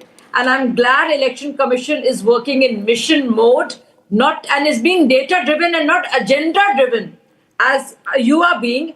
And you have a problem with this electoral integrity. You have a huge problem with the classification of issues. No, you want Rohingyas to vote. Diseased. No, you want Rohingyas to vote. Diseased. No, they want Rohingyas to vote. They want Myanmarese people to vote. Rohingyas will vote. Rohingyas and Nepalis and Bangladeshis. Rohingyas, Nepalis, Myanmaris, Bangladeshis. Bihar, where is Bihar? Bihar is in India. Who should vote for Bihar elections? Indians. Not citizens of Nepal, not citizens of Bangladesh, not Rohingyas, no one but India. India for Indians, Indian elections, Indian voters. Very simple. Indian election is equal to Indian voters. There's nothing more. I'll explain something. Period. There's also something very interesting. Don't do Dhankard, please. Let me speak. Don't do Dhankard. Dhankard. Do Dhankard. Poor guy. You being in the chair, don't do Dhankard, Arnav. See, the viewers need to understand is, the simple thing is, they need to plant an idea in your mind that, there are people from Bangladesh who are voting, there are people from, there are Rohingyas there, and so I will explain so they to create you. That. I will explain to you. I will explain. I will explain. Sham, problem क्या है आपके साथ? I'll tell you your problem. Your problem is not that you know some wrong things. That is acceptable. Everybody knows something wrong. Everybody. Your problem is that you know nothing. That's a very unique problem. So I have to start from zero. I have to educate you. Now there is a issue here, Haji Meherdin Rangrez ji. Don't look at this. I can't be educated in your university. Don't try that. Okay, thank you. I will be nothing only. only. Okay, now I'm saying, I'm talking to Haji. See, viewers, there is something called oversaturation of Aadhaar cards. And this is happening in places where there is a big Muslim population. These are interesting reports which have emerged, Haji Rangrez ji, about alleged over-concentration of Aadhaar cards in 4 districts of Bihar. In Simanchal, everyone on. What does this mean? I'll explain. Kishanganj. नहीं, हाजी साहब मैं 1 minute आपको एक बात बता के आपको. देखिए, किशनगंज में मुस्लिम संख्या, मुस्लिम आबादी 68 यानी कि 68% है. आधार कार्ड सैचुरेशन 126% है. यानी कि हर 100 लोगों के बीच में 126 आधार कार्ड है. ये संभव नहीं है. दूसरी बात आपको मैं एग्जांपल दे रहा हूं. विवेक जी जरा आपका ज्ञानवर्धन कर रहा हूं ना, जरा चुप रहिए 2 मिनट. नहीं सर, ये बाकी राज्यों का भी बोलिए ना. अरे छोड़िए ना, अभी बिहार में चुनाव हो रहे, बिहार की बात करूं ना. आपको तकलीफ क्या हो रही है? अभी आपके स्कैम को एक्सपोज करता हूं मैं. No, but that is a fact, because the saturation rate of Kishanganj is 126%. If you were to look at oversaturation, you look at Katihar, you look at Araria, you look at Purnia, you see very high saturation मैं rate. Purnia में बताता हूँ. So I'll tell you, Shazia, let me give the example of Purnia. Purnia. अरे यार, अरे 2 minute रुकिए ना please. आपको कुछ आता पता है नहीं. कभी खान मार्केट के बाहर निकलते नहीं है, बिहार की बात कर रहे हैं. प्रॉब्लम हमें तो ये शक है कि भारत के मुसलमान को कल आप लोग रोहिंग्या ना घोषित कर दें. ये खान मार्केट के मार्क्सिस्ट विवेक बोल रहे हैं. रोहिंग्या को वोटिंग राइट मिले ना मिले ये तो नहीं पता. ऐसा ना हो कि आपकी कॉन्स्पिरेसी होगी भारत के मुसलमान को ही ना वोट दो. ये 1500 रुपए के सैंडविच खाने वाले विवेक श्रीवास्तव नए युग के मार्क्सिस्ट बोल रहे हैं. रुकिए 2 मिनट, मैं हाजी साहब को कुछ Kishanganj 126. Purnia, I'll tell you Purnia. Ladies and gentlemen, Purnia, which is the hometown of Pappu Yadav. Pappu Yadav के कंस्टिट्यूएंसी पूर्णिया की कहानी बताना चाहता हूं आपको मैं. पूर्णिया, पूर्णिया जहां पे मार्क्सिस्ट लीडर अजीत सरकार was murdered many years back at a time when Pappu Yadav was the Bahubali of Purnia. Let me tell you the story of Purnia. Purnia, Muslim population 38%, Haji Sahab. Aadhaar card saturation 122%. 26%. यानी कि हर 100 लोगों के लिए 122 आधार card है। ये संभवतः कैसे हो रहा है? ये दिल्ली में भी है। How is keep quiet? Delhi में हो रहा है। Haji Rangrez, don't listen to Haji Rangrez, answer my question, don't listen to Vivek. Haji Rangrez versus Shazia. Haji Rangrez देते तो मैं क्या बोलूं? अरे इनको चुप कराइए ना। विवेक कीप क्वाइट यार। देखिए अर्नब जी, जो आंकड़ा आप पेश कर रहे हैं, ऐसा आंकड़ा आप गुजरात का भी पेश करिए, मध्य प्रदेश का भी करिए, अदर 100 राज्य है वहां का भी करिए, मगर वो नहीं करेंगे क्योंकि आपको तो बिहार में मैं बिहार के ऊपर दूसरी बात बताना चाहूंगा। 3-4 बातें बहुत शॉर्ट में बता देता हूं। पहली बात तो हमारे इलेक्शन कमीशन का अधिकार ही नहीं है कि वो किसी की नागरिकता चेक करे। दूसरी बात, अभी एक खबर आई है कि 51 लाख लोगों का जो है बिहार में जो है रिजल्ट आना शुरू हो गया। 51 लाख लोगों का डाटा हटा दिया इलेक्शन कमीशन ने। तो वो 51 लोग क्या इस देश में सीमा पार करके क्या रोहिंग्या या म्यांमार या बांग्लादेश या कहीं से आए हुए लोग हैं? 51 लाख लोगों का आपने वो हटा।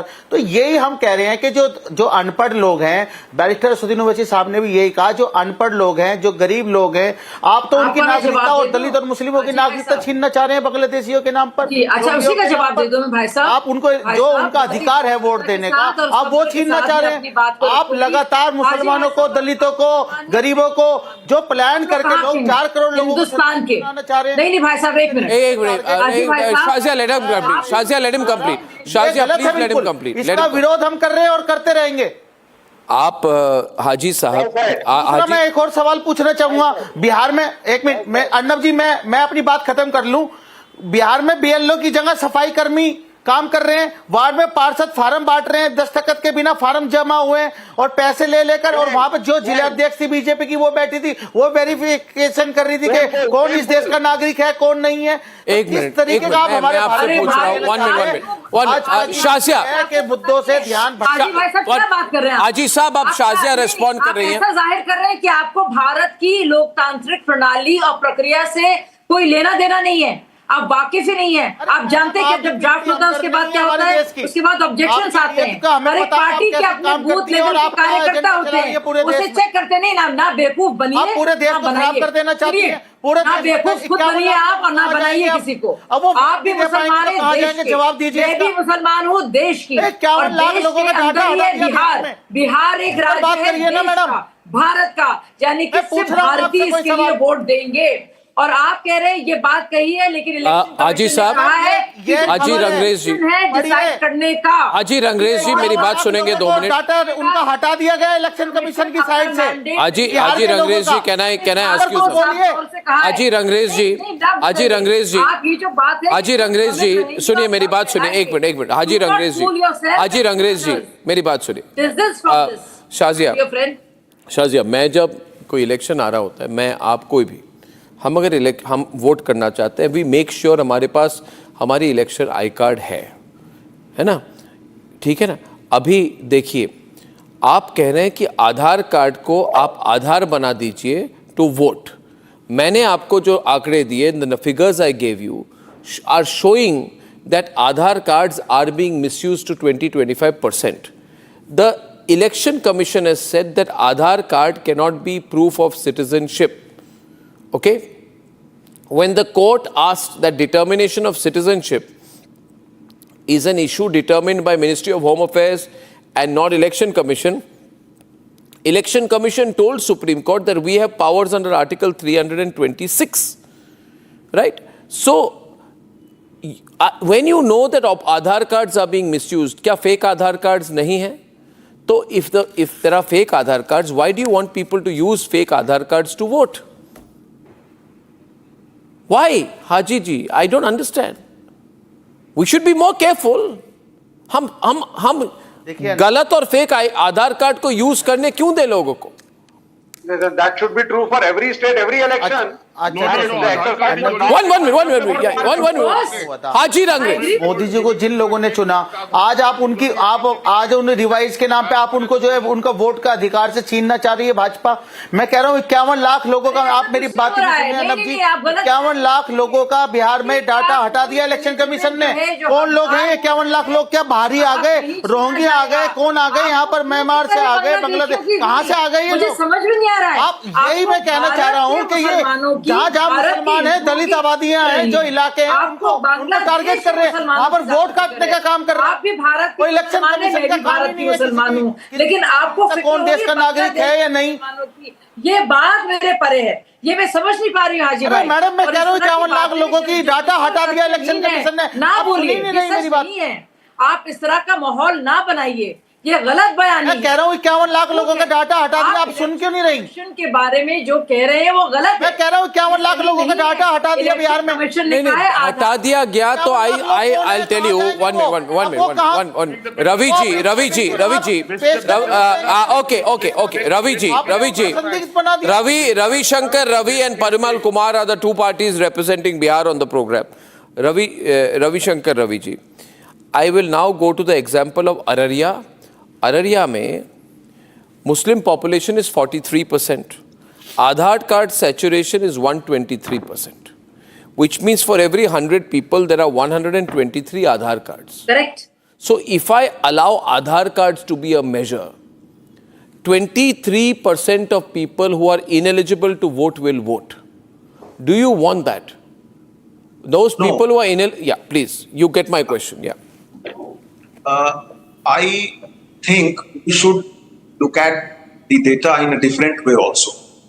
Araria and Purnia both. In Purnia, Aadhaar saturation is 122%. Muslim population is 38%. It means... Why you are raising the question about Aadhaar? Supreme Court on 10th July let me complete. Aadhaar is not compulsory. It proposed that Aadhaar may be used, but it is the discretion of the Election Commission.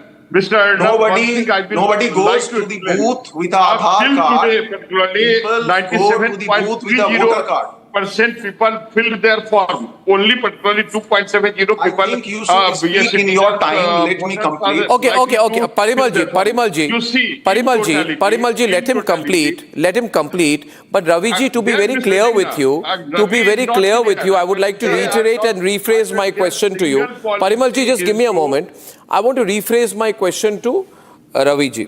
Ravi ji, I come from Assam, which shares a very long border with Bangladesh. You know, the district where I come from, Borpeta, is now almost 80% Muslim.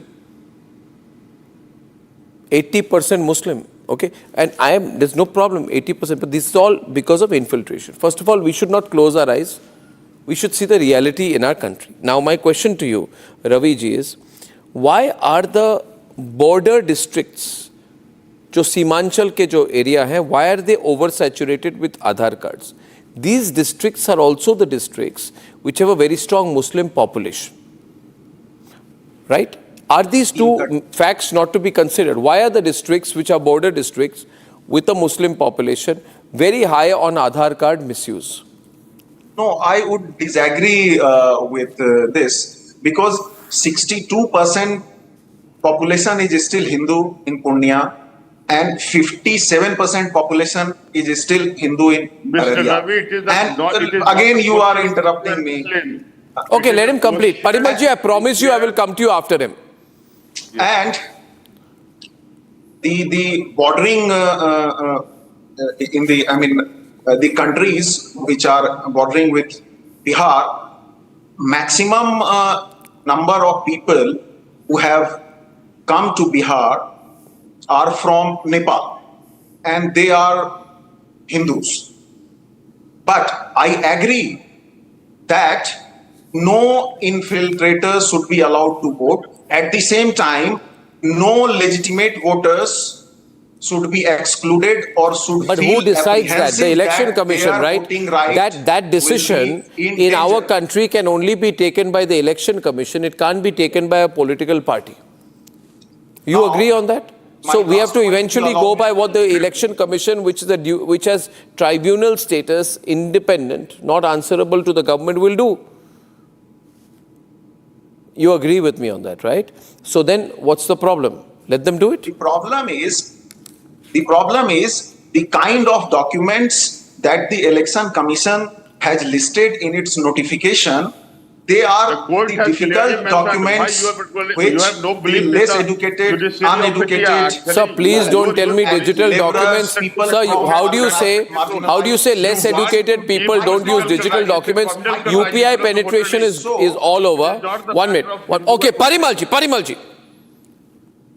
Mr. Arnav, one thing which is very important, till today, 97.30% particularly voters filled their form.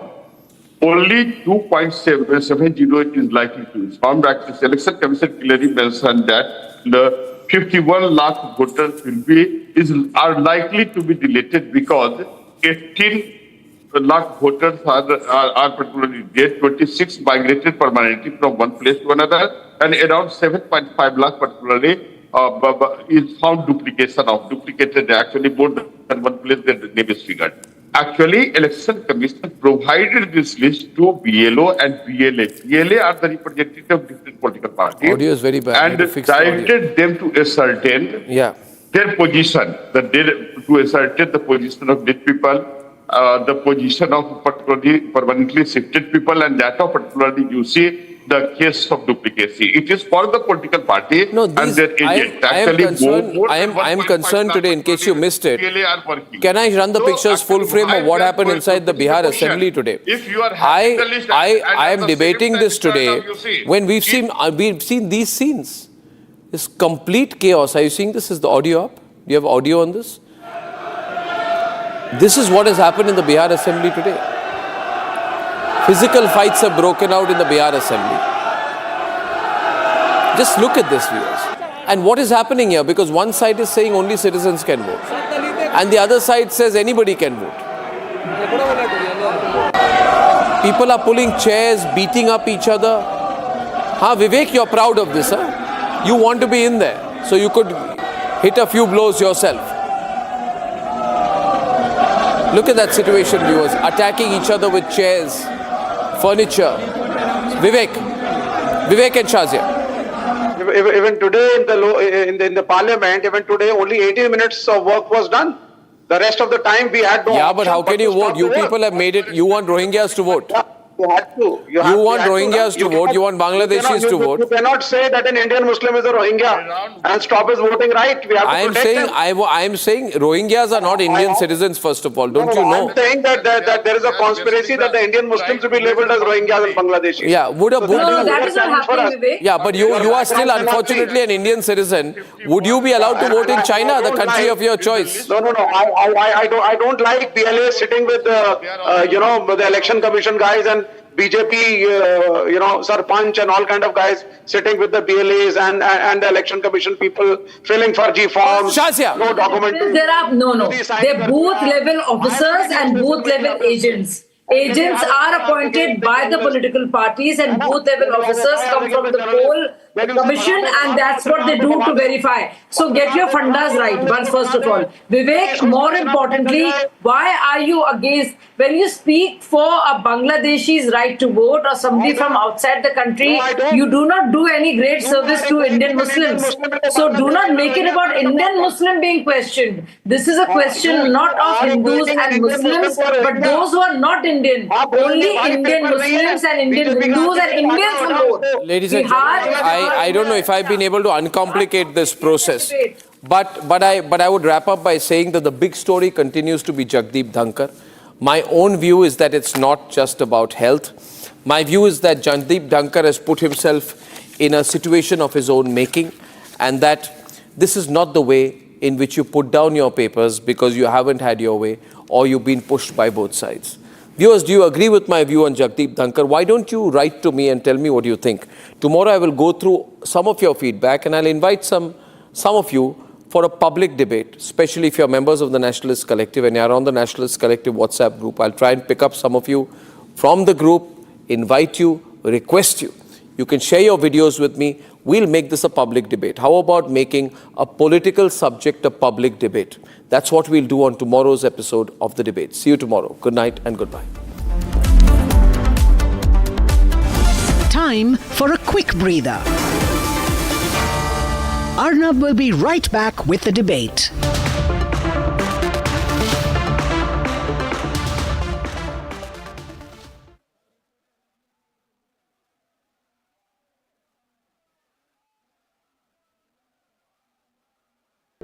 In the global employability rankings by Times Higher Education UK, only the following 6 institutions from India are ranked amongst the top 230 in the world for having the most employable graduates. IIT Delhi, IISc Bangalore, IIT Bombay, IIM Ahmedabad, IIT Kharagpur and Amity University. पैसा लगाना है तो century ply club prime पे लगाओ, डूबेगा नहीं, जलेगा भी नहीं, कोई खा नहीं जाएगा, धोखा नहीं देगा, ऊपर नीचे भी नहीं होगा, सेफ रहेगा, सिक्योर्ड में मिनिमम 30 साल का रिटर्न देगा। अब इससे बेटर इन्वेस्टमेंट है तो बताओ। सेंचुरी प्लाई क्लब प्राइम, रहो बेफिक्र।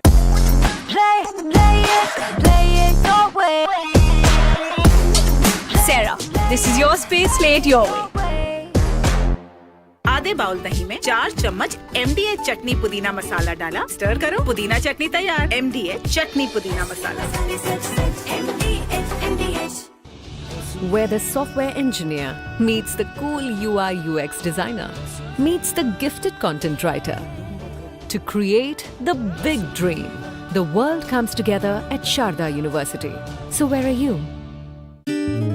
भारत की अपनी दुकान, इंडिया सोना, अपने देश का सामान, इंडिया सोना, इंडिया सोना, इंडिया सोना। Hi, this is Chef Ranveer Brar. Guarantee you brilliance on behalf of IIHM.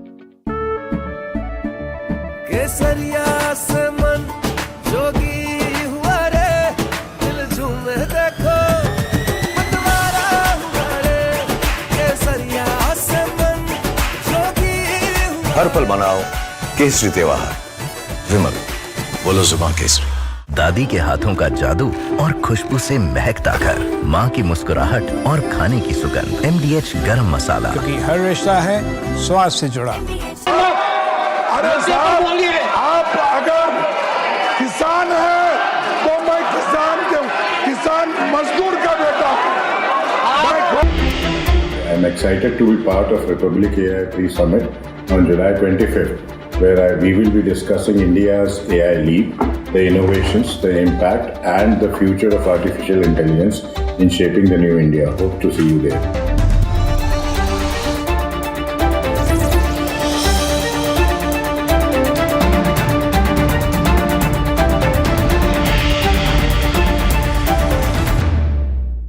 दादी के हाथों का जादू और खुशबू से महकता घर, माँ की मुस्कुराहट और खाने की सुगंध। MDH गरम मसाला, क्योंकि हर रिश्ता है स्वाद से जुड़ा।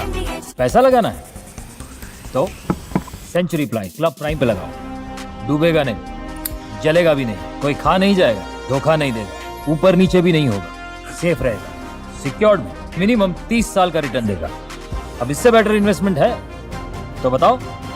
सेंचुरी प्लाई क्लब प्राइम, रहो बेफिक्र। ये है सीक्रेट रेसिपी MDH का जीरा सिप जल जीरा मसाला।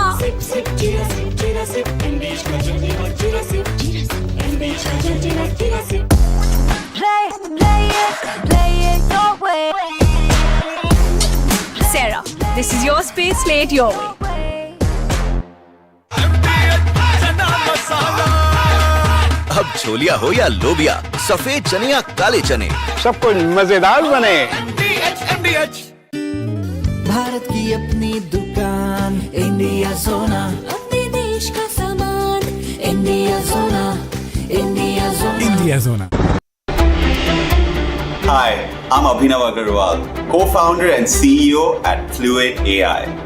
And I'm excited to be a part of the Republic AI Pre-Summit happening on the 25th of July. We're going to talk all things AI, innovations, the breakthroughs, what's India going to be like in this story.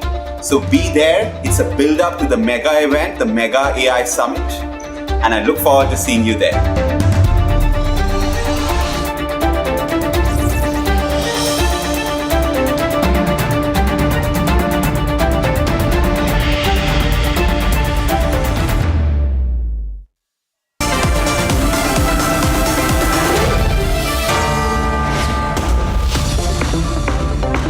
पैसा लगाना है तो century ply club prime पे लगाओ, डूबेगा नहीं, जलेगा भी नहीं, कोई खा नहीं जाएगा, धोखा नहीं देगा, ऊपर नीचे भी नहीं होगा, सेफ रहेगा, सिक्योर्ड में मिनिमम 30 साल का रिटर्न देगा।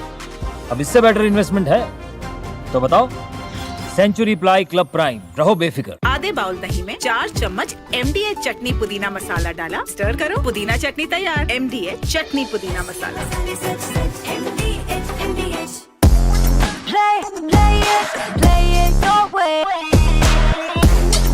Sarah, this is your space, play it your way. अब छोलिया हो या लोबिया, सफेद चने या काले चने, सब कुछ मजेदार बने।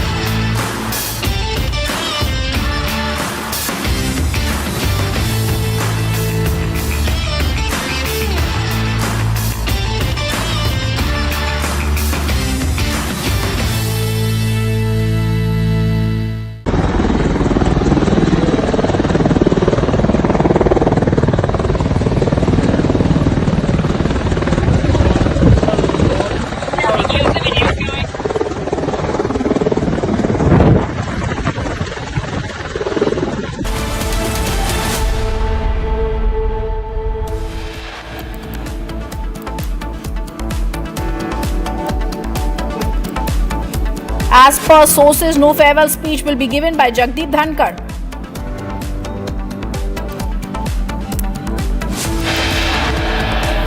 After tech snag hits Air India flight, Air India issues statement saying aircraft grounded till further investigation.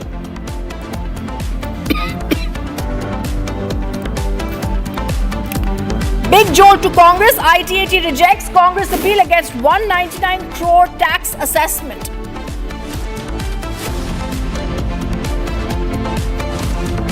Related to fugitives from Indian law and Indian justice in the UK. These have been a matter of discussion between both sides. The case for these fugitives to be rendered to India.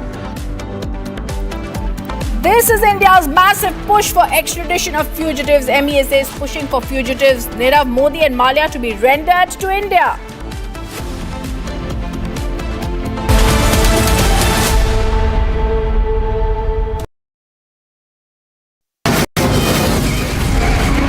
From the Republic Media Network headquarters, it's time for Arnab Goswami on The Debate.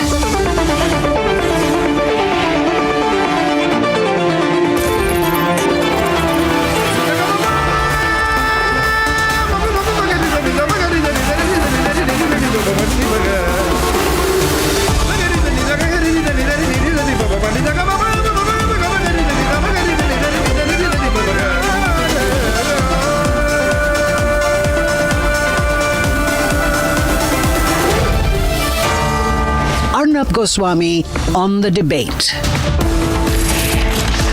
On the show tonight, Dhankar quits. Was he being threatened with a counter impeachment by both sides? Did he land himself in a soup of his own making?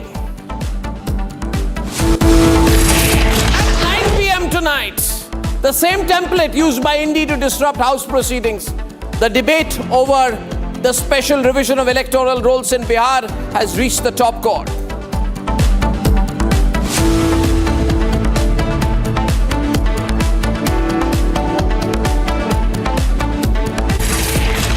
And ladies and gentlemen, we now know for sure, we knew yesterday, but double sure and triple sure, that the Honorable Vice President of India, Jagdeep Dhankar, has quit. It's a shock exit. But is it a shock to both sides? The government is shocked, but is the opposition really shocked? Why did Jagdeep Dhankar call the Congress party's Jairam Ramesh, which it is believed to have happened between 7:30 and 8 p.m.? Was there a call? Was there a call? The question is, was there a call? I'm not saying conclusively that there was a call, but some people have said there was a call. So was there a call? And why on earth, ladies and gentlemen, would the Vice President of India, being the first person to quit voluntarily, not due to circumstances of fighting a presidential election or otherwise, like V.V. Giri or the others before him, but quitting a job of Vice President of India, call a Congress leader for a phone conversation on the eve of his resignation? That also, a Congress leader called Jairam Ramesh, who once led a no-confidence motion against him, why was he the last person to receive a phone call from Jagdeep Dhankar before he quit? What were Jairam Ramesh and Jagdeep Dhankar confabulating about? Because I assume, ladies and gentlemen, that by 7:30, Jagdeep Dhankar had made up his mind to quit. Now there are two possibilities. That Jagdeep Dhankar was considering resignation and confabulated on the issue with Jairam Ramesh, or Jagdeep Dhankar had not decided to resign but decided to do so after confabulating with Jairam Ramesh. These are likely and strong possibilities that we cannot deny, and neither can we be stopped from speculating, because the speculation will happen. I believe, frankly, this is not about health. It's been building up for a while. Jagdeep Dhankar is an interesting person. He does balance politics. Did he go overboard in getting into a political space? Did he try to shock the government? Why, if he was quitting, was there no prior signed farewell note, no transition ceremony? Why was this an attempt to grab a headline? Why do I have a feeling, ladies and gentlemen, that what Jagdeep Dhankar wanted to do was to grab a headline? Because he was upset over something. Or maybe, after being threatened with an impeachment motion by the Congress party, no confidence motion by the Congress party, did he go overboard in trying to placate the Congress party up to a point where he ended up upsetting the government? Is it true that while he was threatened with a no-confidence motion by the opposition, the government was also upset enough with him to possibly consider the same thing? So was he eventually caught between a political yo-yo, ladies and gentlemen, of his own making? You see, have no doubt about it, think logically. This is not the way to behave. And maybe my saying this will make sure that I am not the person to get an interview with Jagdeep Dhankar. But I will say it. I don't care about those things anyway. The fact of the matter is this, ladies and gentlemen. Did he go overboard in trying to make the Congress party happy to ensure that they don't try and throw him out of a job? Why did he criticize the agricultural policies of the government? The same government that appointed him, why did he make public statements criticizing the agricultural policy of the government and say that as the son of a farmer, he feels pained about the agricultural situation or the condition of farmers, unless he knew that by saying so, he would be doing a balancing act? And did he say this after? Why did he say this after earlier being threatened by the Congress party? Did the Congress party in that sense have a leverage on him? Did the government, and I'm asking, did the government tell him earlier, please pipe down, don't try to negotiate or be the indirect interlocutor between the government and the judiciary on issues like impeachment? These are matters for the law minister, duly elected of this government, duly elected government to handle. It is not the job of the vice president. In that sense, was he getting politically activist and politically ambitious?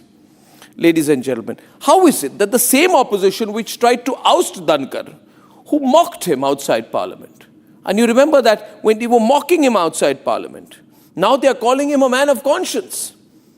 They're urging Narendra Modi to reverse his resignation. In the end today, Jagdeep Dhankar's resignation has left more questions than answers. First, the opposition moves to try and impeach him. Now the ruling party, was it planning to do the same? Did Dhankar resign to preempt the possibility of institutional humiliation because he could get impeached by the government that elected him? What was this sudden exit? Was it an attempt to send a message to the BJP leadership? Was it an attempt to try and build a greater role for himself because he realized that this government would not be making him president in 1.5 or 2 years? Was it an attempt at the age of 74 to stretch his political career? Ladies and gentlemen, fact of the matter is, why would Dhankar reach out to Jairam Ramesh, one of his harshest critics, before resigning? So, this is not just about health. The resignation of Jagdeep Dhankar is not to do about health. It is to do with trying to send a political message. I'm not discounting health, but that's not the principal or only reason. That's where I stand on this. I also believe it is wrong of him, health or any reason, to quit like this. You do not quit in such a way. There is a due process through which you have been elected. If nothing else, even you must respect that process. If he had problems, he could have had a conversation with the president. The president could have asked him to have a conversation with the prime minister. There are ways in which things happen. You can't be egotistic, temperamental, or have this one-upmanship approach when you're holding a position of Vice President of India. That should not have applied to Hamid Ansari, and I'm a critic of Hamid Ansari. When he was Vice President, he did things which I don't agree with, and that should not apply to Jagdeep Dhankar. So what Jagdeep Dhankar did is absolutely wrong, ladies and gentlemen. This is not like a corporate job where you go through 10 promotions. And then when someone disagrees with you, if they disagree with you, then you put in your papers and refuse to even serve your notice period or hand over a transition.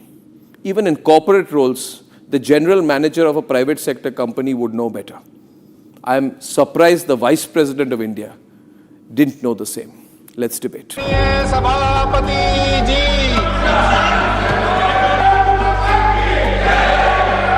Honorable members,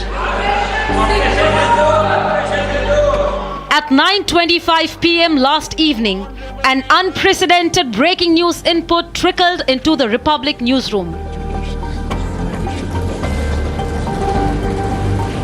Vice President of India, Jagdeep Dhankar, has put in his resignation, and the resignation has been submitted to the President of India.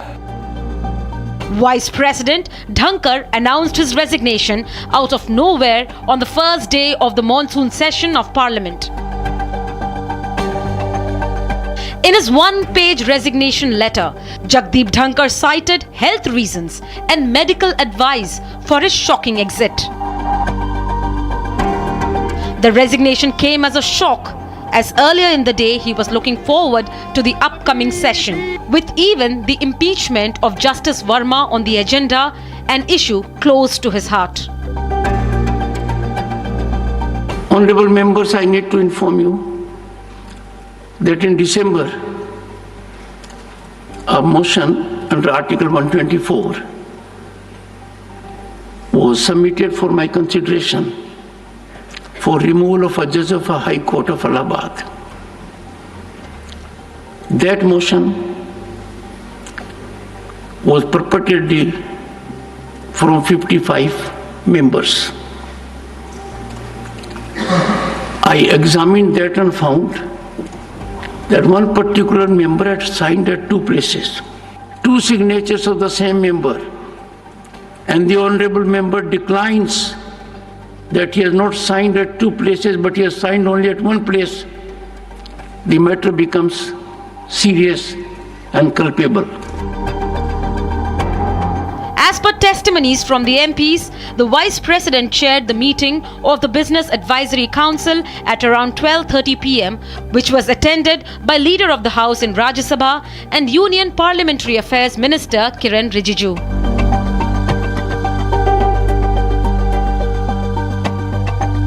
The meeting reconvened at 4:30, which Nadda and Rijiju couldn't attend.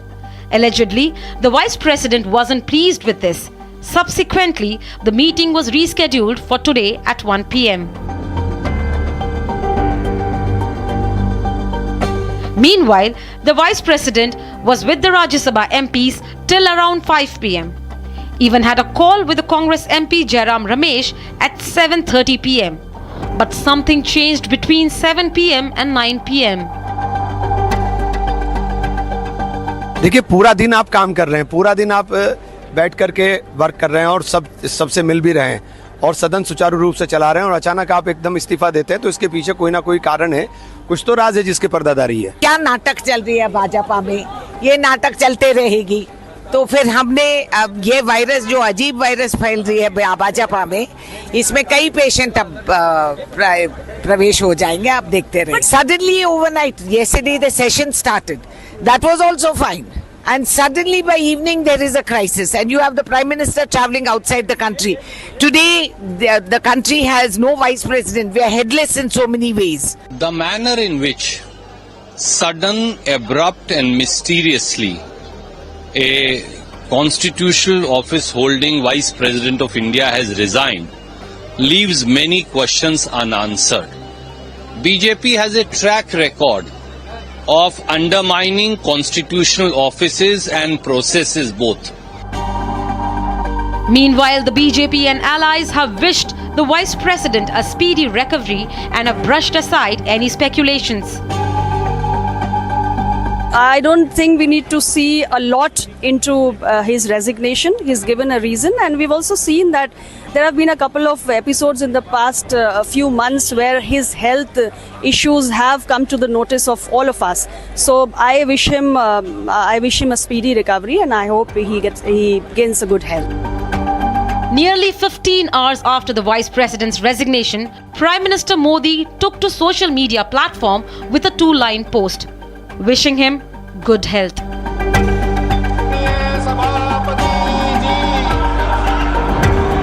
There were no signs to indicate that Vice President will resign abruptly. He looked bullish on the impeachment of Justice Verma, and in fact, he even had a planned visit to Jaipur announced by the Vice President's office. All that remains between the 7 to 9 p.m. mystery is an alleged call with Jairam Ramesh. I will retire at the right time. August 2027. Subject to divine intervention. While the Vice President continues to remain cooped up at his residence, the question remains, what happened? Was there disagreement on the impeachment issue? Did the Vice President overstep his role? Was this not discussed with the Prime Minister? Was health actually the main concern? Was the government caught off guard?